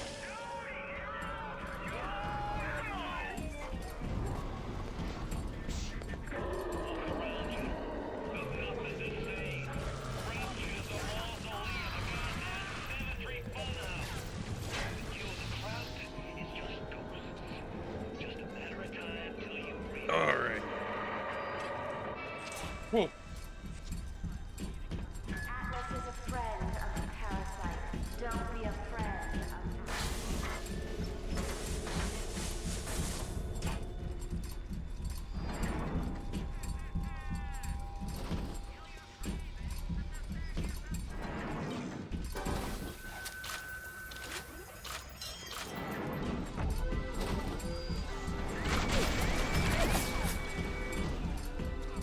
the parasite is a supreme thing.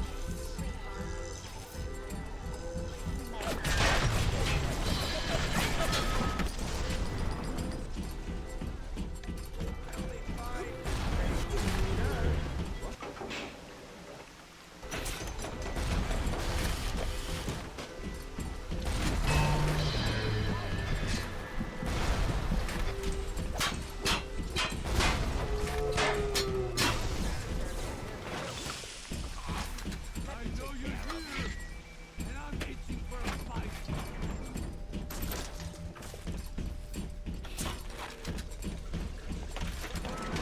Get away from my patient!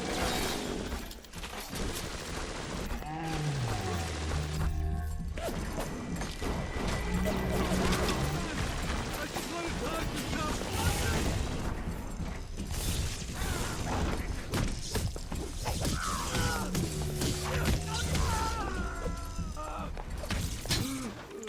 I'm opening you up!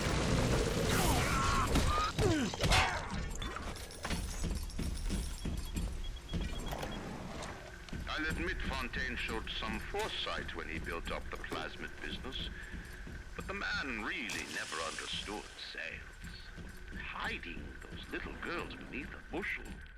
I've just seen the preliminary design work on the new plasmid machines, and they're exactly what I wanted. Mark my words, presented properly, those little sisters are marketing gold.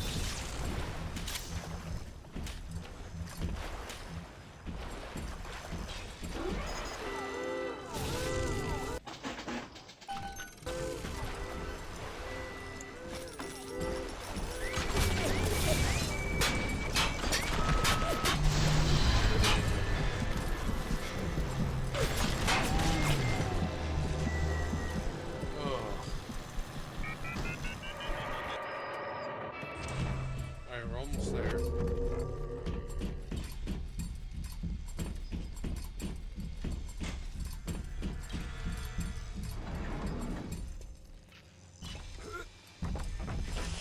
Where you gonna go? Your life? Your family? They're a fairy tale, kid. No more real than something you read about in the Saturday Evening Post. Poor bastard. A motherless freak. Whipped up in a half-baked science experiment. Motherless freak. That's what I get. You and me could have run the table in this place.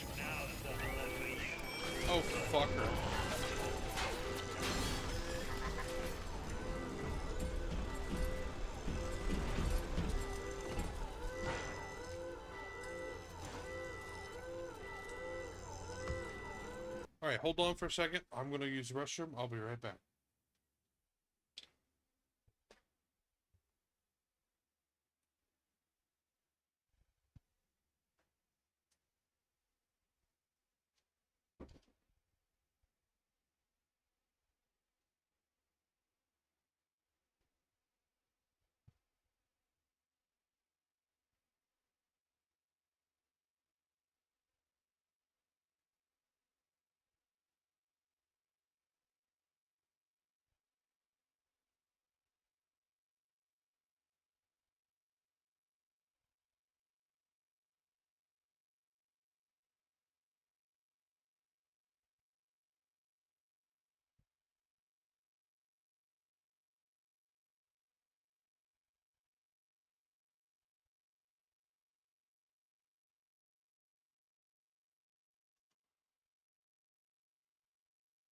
Alright, sorry about that.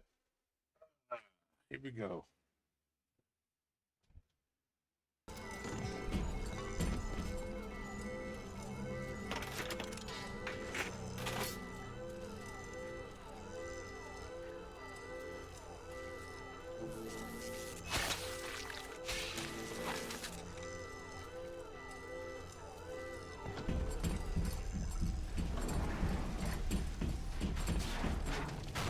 I found her that way!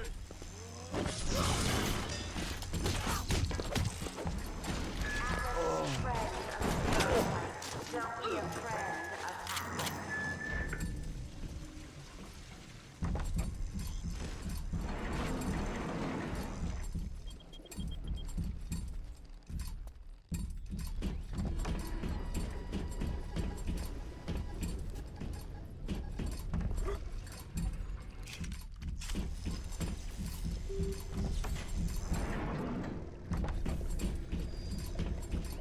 No, you didn't!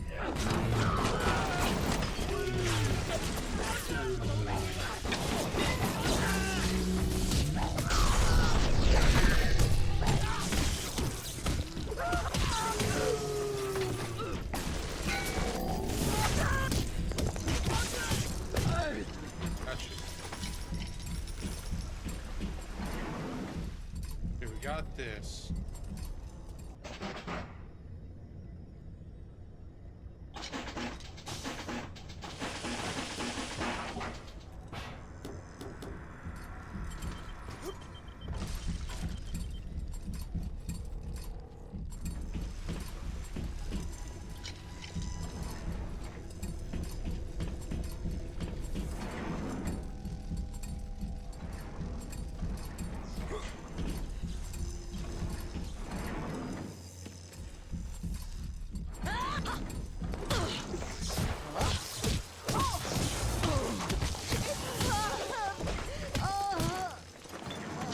They keep trying.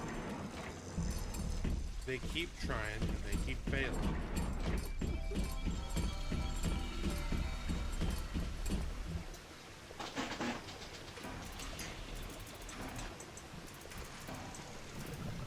Oh, no. Yep.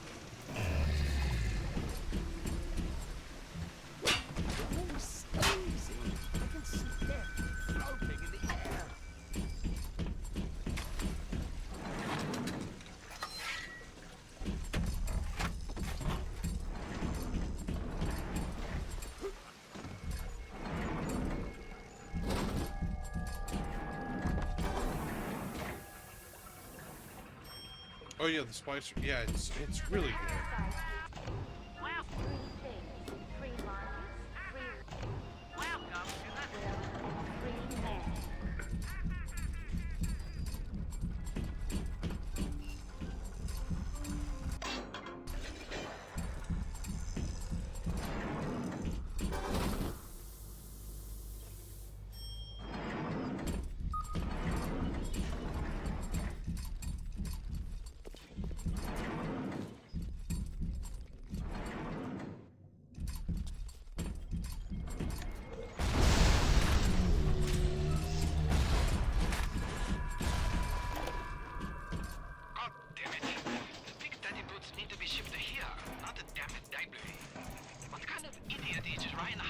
nowadays.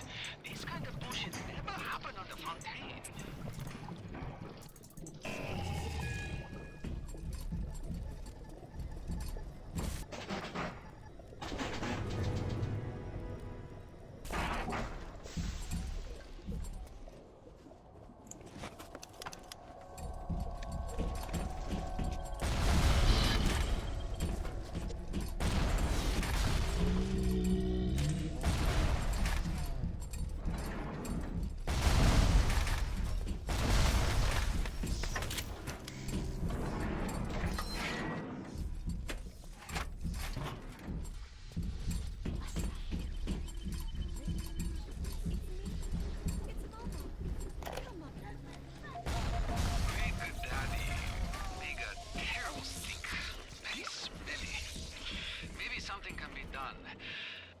Sisters seem to like order.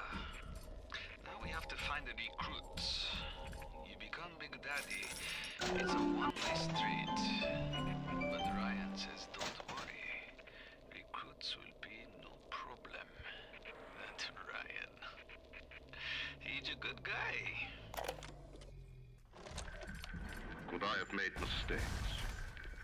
One does not build cities if one is guided by doubt. But can one govern in absolute certainty? I know that my beliefs have elevated me just as I know that the things I have rejected would have destroyed me. But the city, it's collapsing before my eyes. Have I become so convinced by my own beliefs that I have stopped seeing the truth? But Atlas is out there, and he aims to destroy me and to destroy my city. To question is to surrender. I will not question.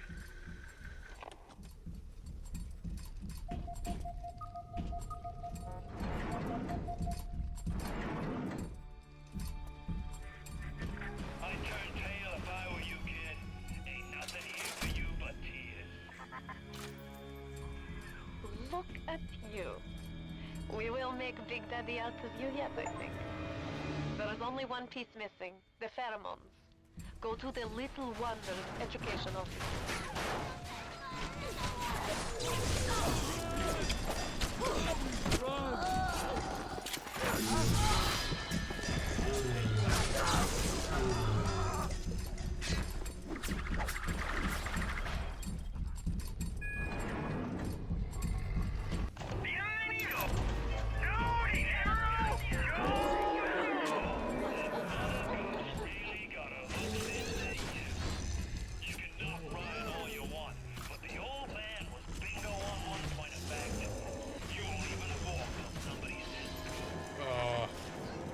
Oh yeah, Ryan's dialogue in this game is spectacular.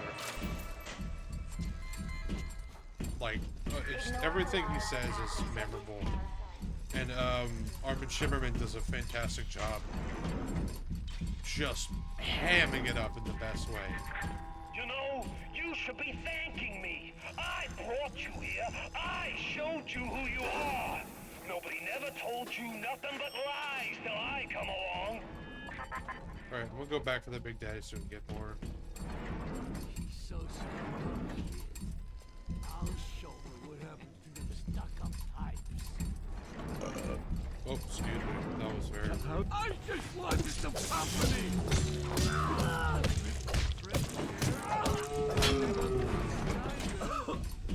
Ladies will be knocking at my door.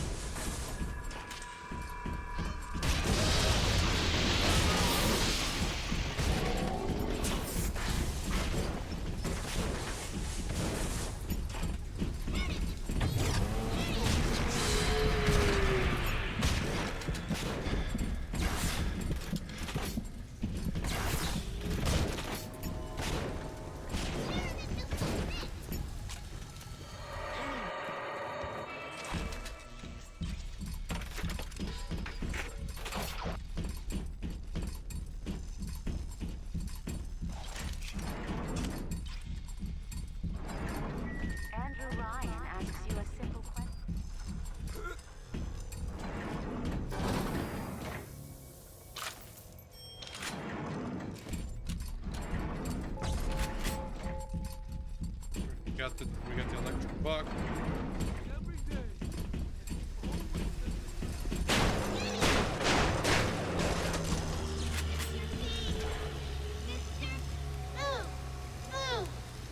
There we go.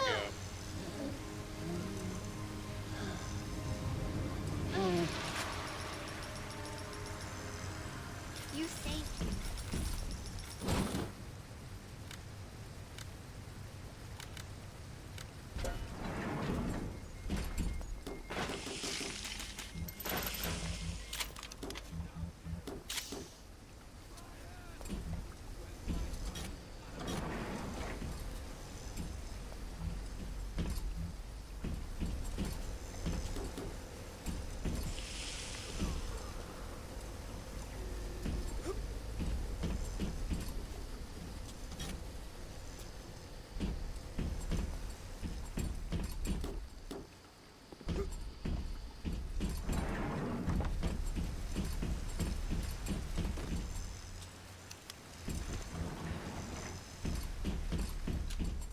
Is that significant here?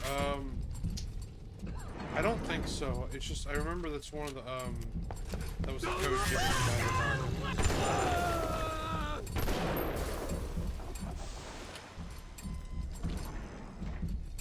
One, two, three, four. Shut.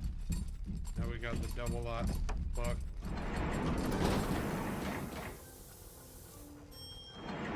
We are ready.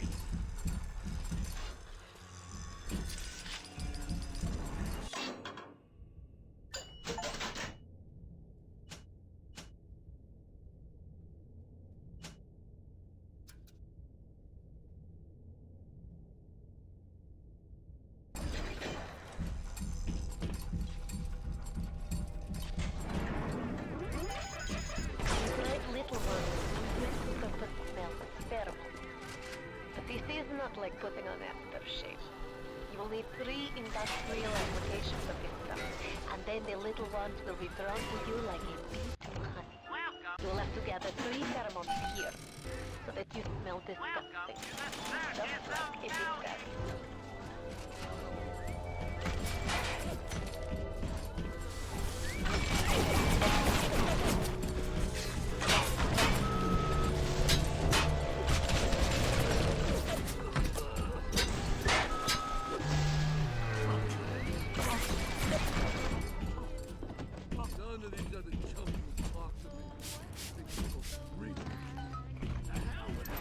Only be glad I am nowhere near you and that awful stink. Why the little ones are drawn to the smell of those pheromones is beyond anything I can understand. You push me too far, kid. When you're cold and stiff. Oh, come on. Go to Mother Goose's house, and I'm gonna take it apart, piece by piece, and brat by brat. Consider it your legacy. That's not it.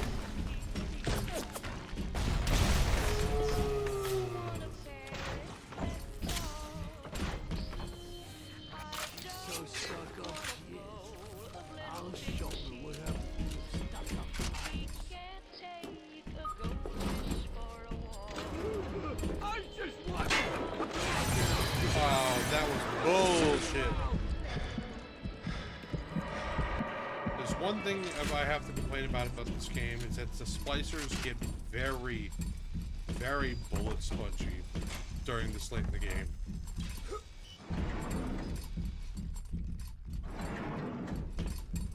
And I understand why they do it, it's just, it's frustrating.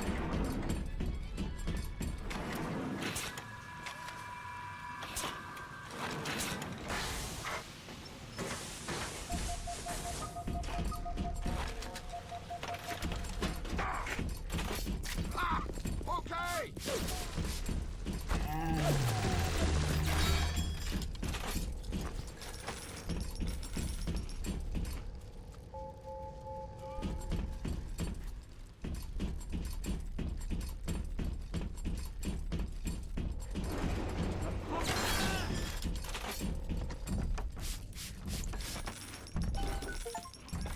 Yes.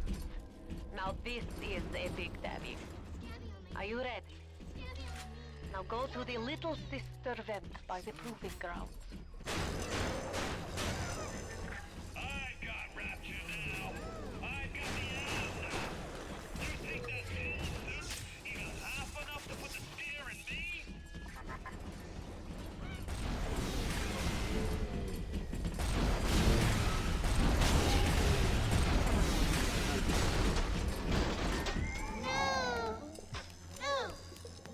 Bullet. No. Yeah, Ed, you're right. I'm playing on hard, by the way.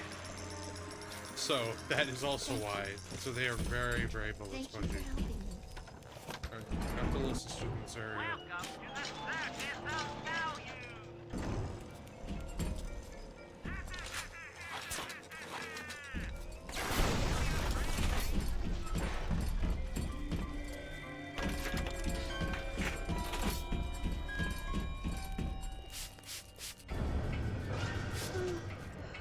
Time for bed, Mr. B.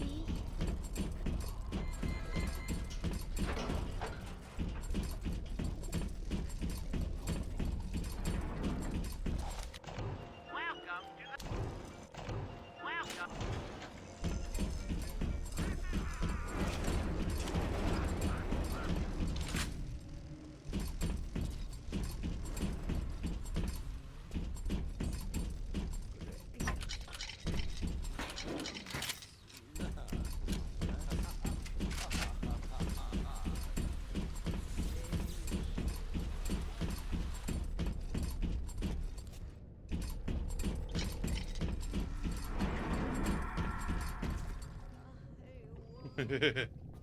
Alright, save. I'm gonna save, just so we have, you know.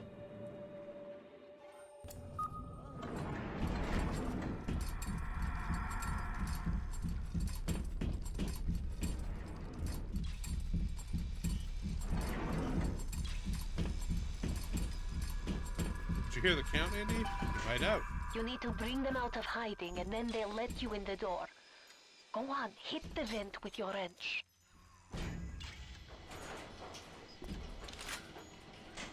Oh yeah, I forgot about this. Und bitte. It would mean very much to me if you will be gentle with the girl. Mein kleines Mädchen.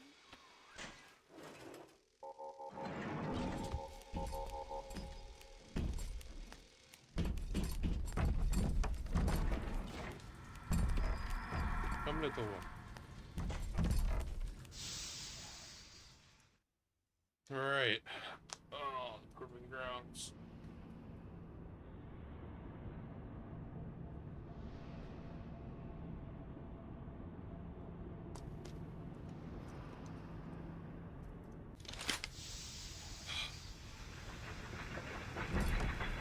The little ones will lead you to Fontaine, Hurry, Mr. but you B. must protect I them. can see the angel dancing in the sky. That's it, kid. It's been a long road.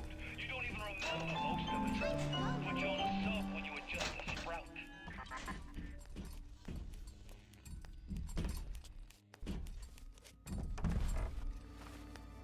Don't be a slowpoke, Mr. B.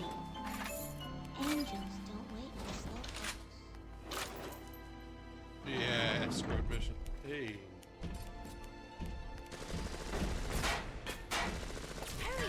Hurry, Mr. Bubbles.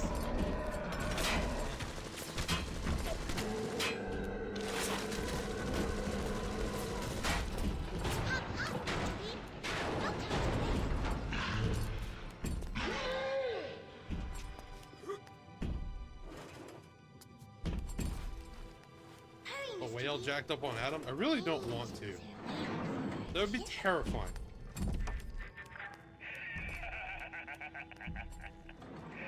I really wound you up with that wife and child bit. Oh, me poor Moira. Me wee baby Patrick. Maybe one day I'll get me a real family. They play well with the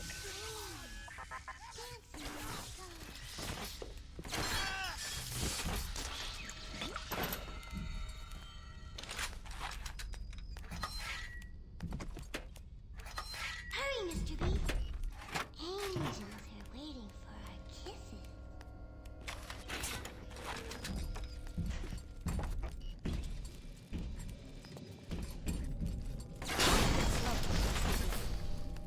Angels don't wait for slowpokes.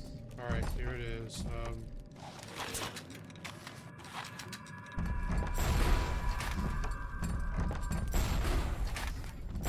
to go, Mr. B.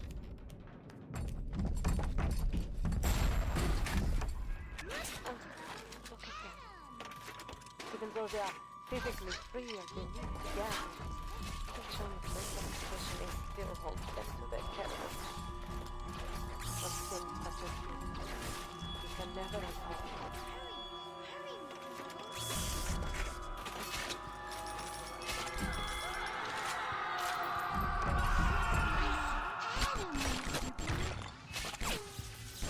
Mr. B.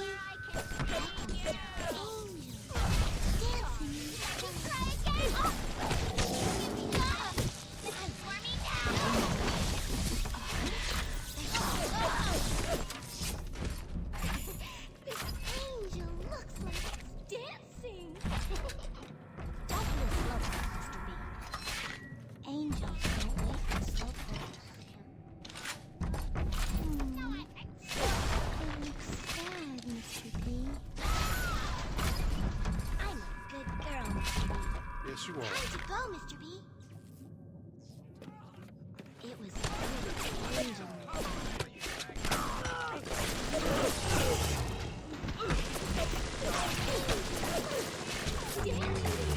Hurry, Mr. B. Angels are waiting for our kisses.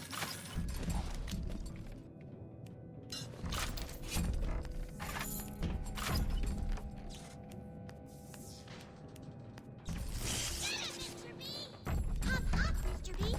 No time to wait.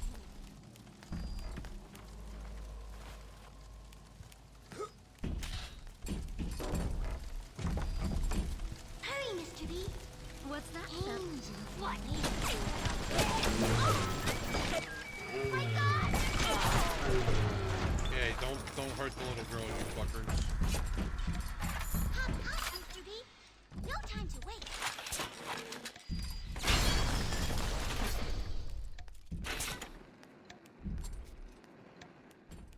Hurry, Mr. B!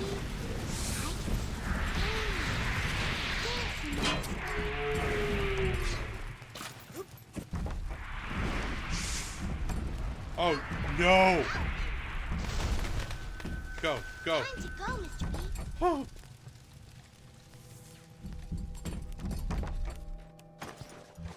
Watch out! This For one's certain ready their to harvesting will burst, draw the Mr. attention B. of this flight. Hurry, Mr. Bubbles.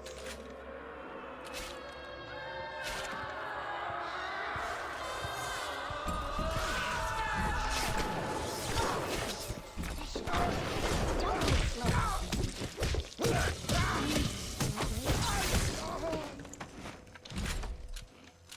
It was a pretty angel, Mr. B. Little pig! Oh! Hurry! Hurry, Mr. Bubbles!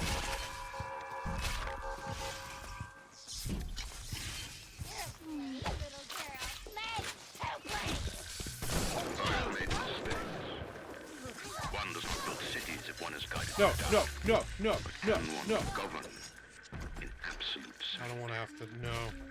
I know that my beliefs have elevated me just as I know that the things I have rejected would have destroyed me. But the city, it's collapsing before my... Have I become so convinced by my own beliefs that I have stopped seeing the the truth. But Agnes is out there, and he aims to destroy me and to destroy my city. To question is to surrender. I will not question. Time to go, Mr. B. Hurry, Mr. B.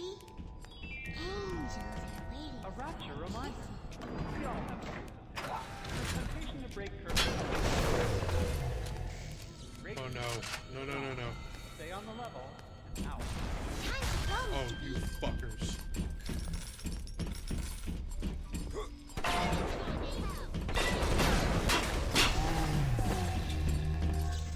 Hurry, Mr. B. I can see the angels dancing in the sky. Yeah, it's pretty much. Andrew Ryan should, like, in these things, you see that he has, you know, he is not completely, absolutely without any self-awareness. He's just so convinced of his ideals, even though he's essentially given up on fight.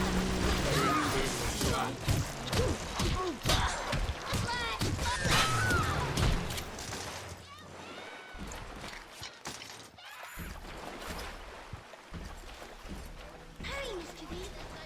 Stop it, don't stop it. Do not follow me.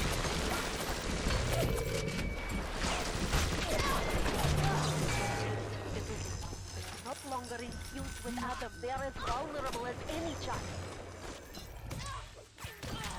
Don't know what I was thinking. Never spliced up once the whole time I was down here in this aquarium. Figured it was bad to mix business with pleasure, but woo!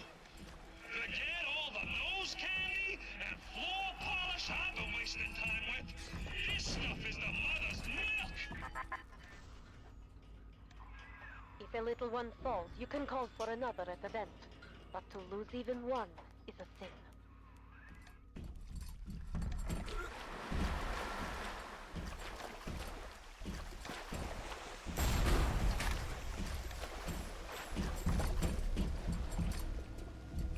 Hurry, Mr. Bubbles.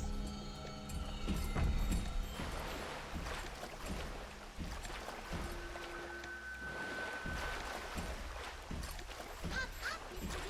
Blood in the water, fire in the sky. You know it.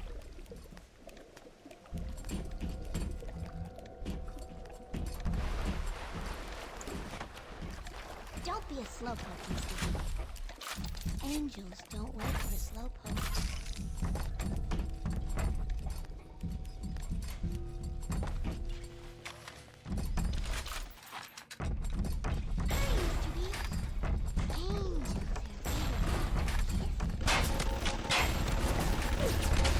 No, stop it!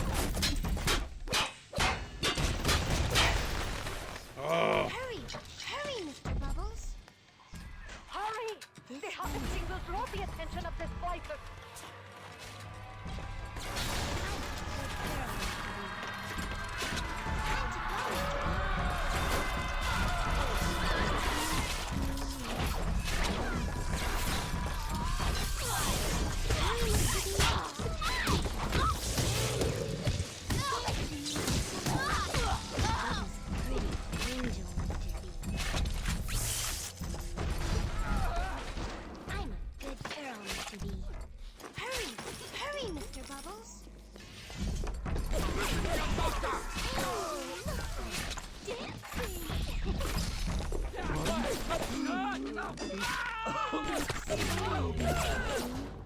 Hop, Mr. B.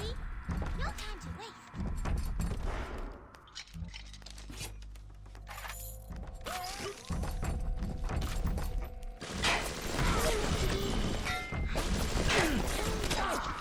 Dancing in the sky.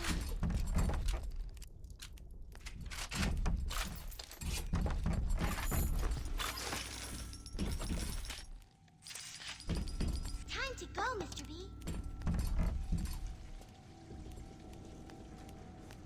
Not trying to hit the little girl, and they ain't gonna get it. Hurry, Mr. B. The child must be protected. This is escort missions. I'm kind of glad have not come back as much. Oh. Oh, Don't be shit. a slowpoke, Mr. B.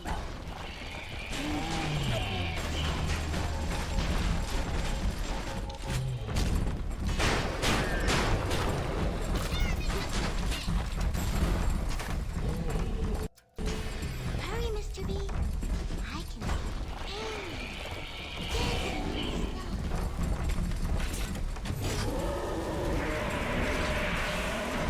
Oh! hurry, hurry, Mr. Bubbles.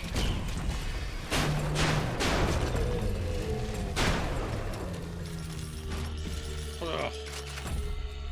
Don't be a slowpoke, Mr. B. Angels Better for the can girls wait. to be with you. Better with you than alone. Alone in the crawling darkness. Hurry, Mr. B. Angels are waiting for our kisses.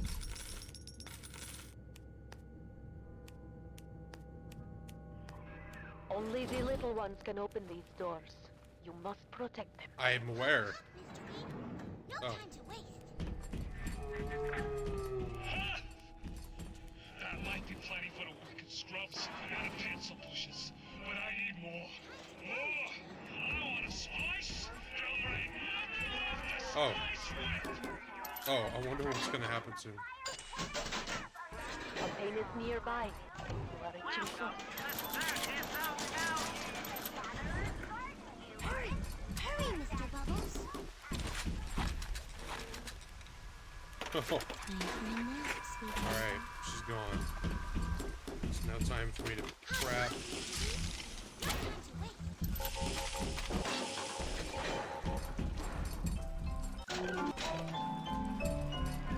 There! You must use the needle of the little sister to drain the Fontaine of his Adam. It is the only way to defeat him. Here, take this. Fontaine waits above.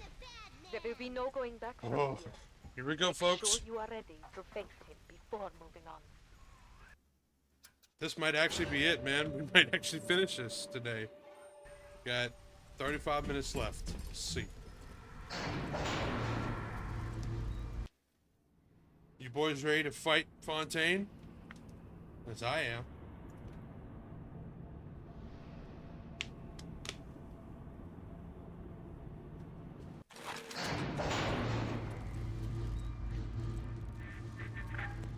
I remember when me and the crowd put you in that sub. Hey, Ether. Yeah, we no will be more doing than it. 2. You were my ace in the hole, but you were also the closest thing I ever had to a son. And that's why this hurts. Betrayal, kid. Life ain't strictly business.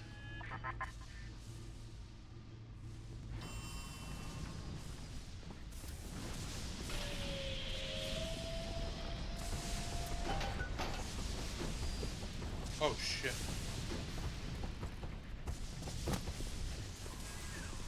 Go! Go now! Hit him with the needle!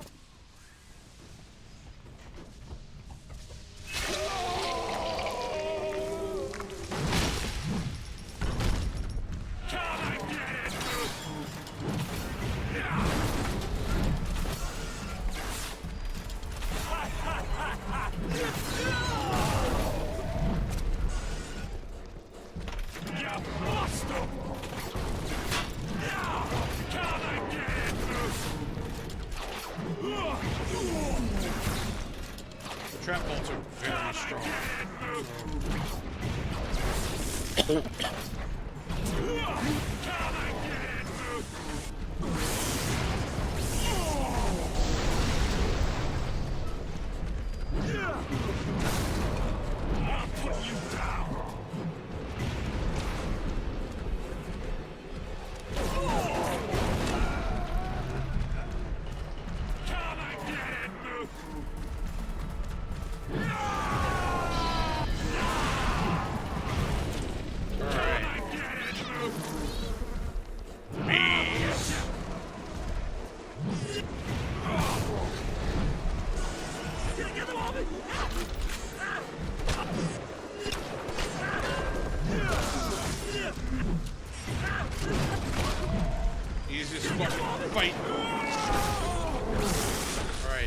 catch my breath.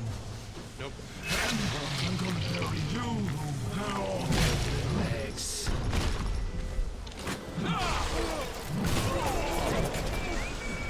You think I'm alone in this world? I got more than enough bugs to watch my back while I recharge.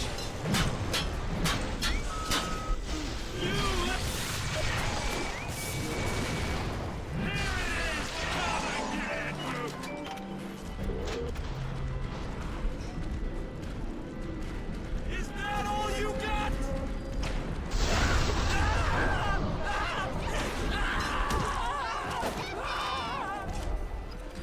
You come and get it, Luke!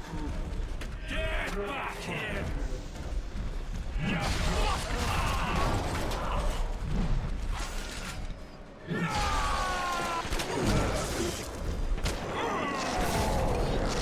You think you got a shot at this? I'm barely getting started! You think I'm alone in this world? I got more than enough mugs to watch my back while I recharge.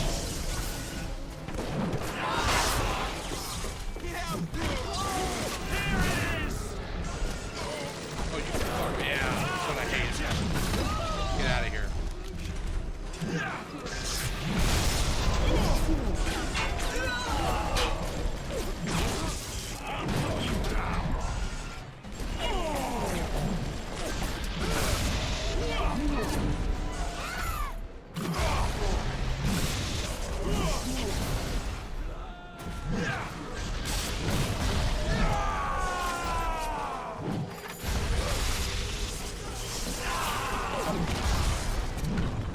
Oh!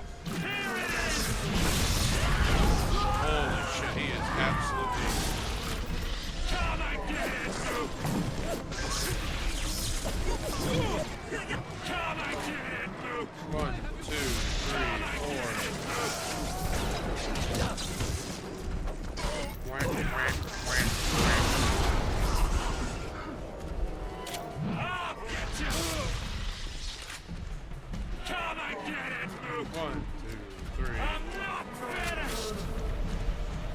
You bastard! You little nothing! I paid good money for you. Well, too This bad, is what I Fontaine. get.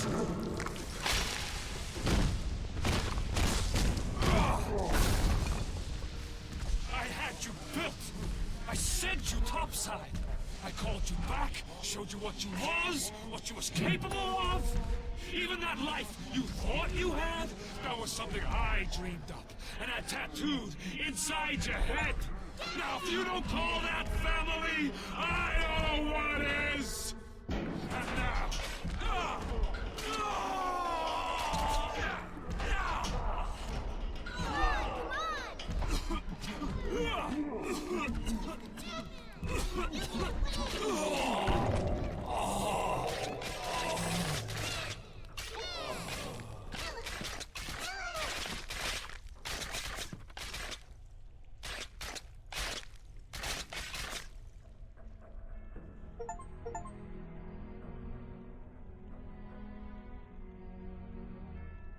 They offered you this city.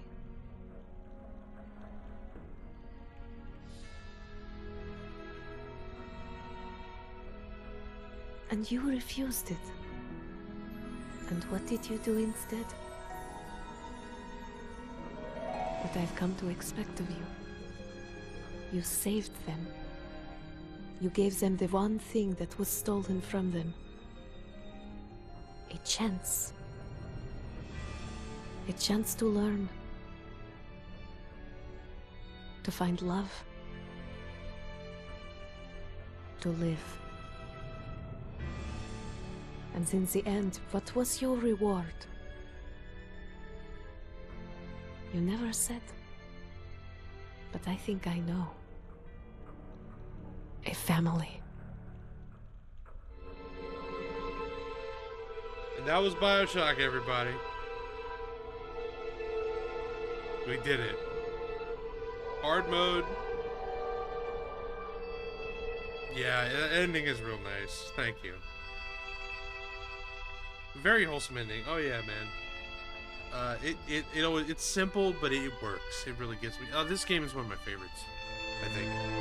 It's definitely not perfect, but it had that that real good, like the writing was on point, the gameplay was pretty good, the atmosphere was killer, the design of Rapture is amazing, the villains are great.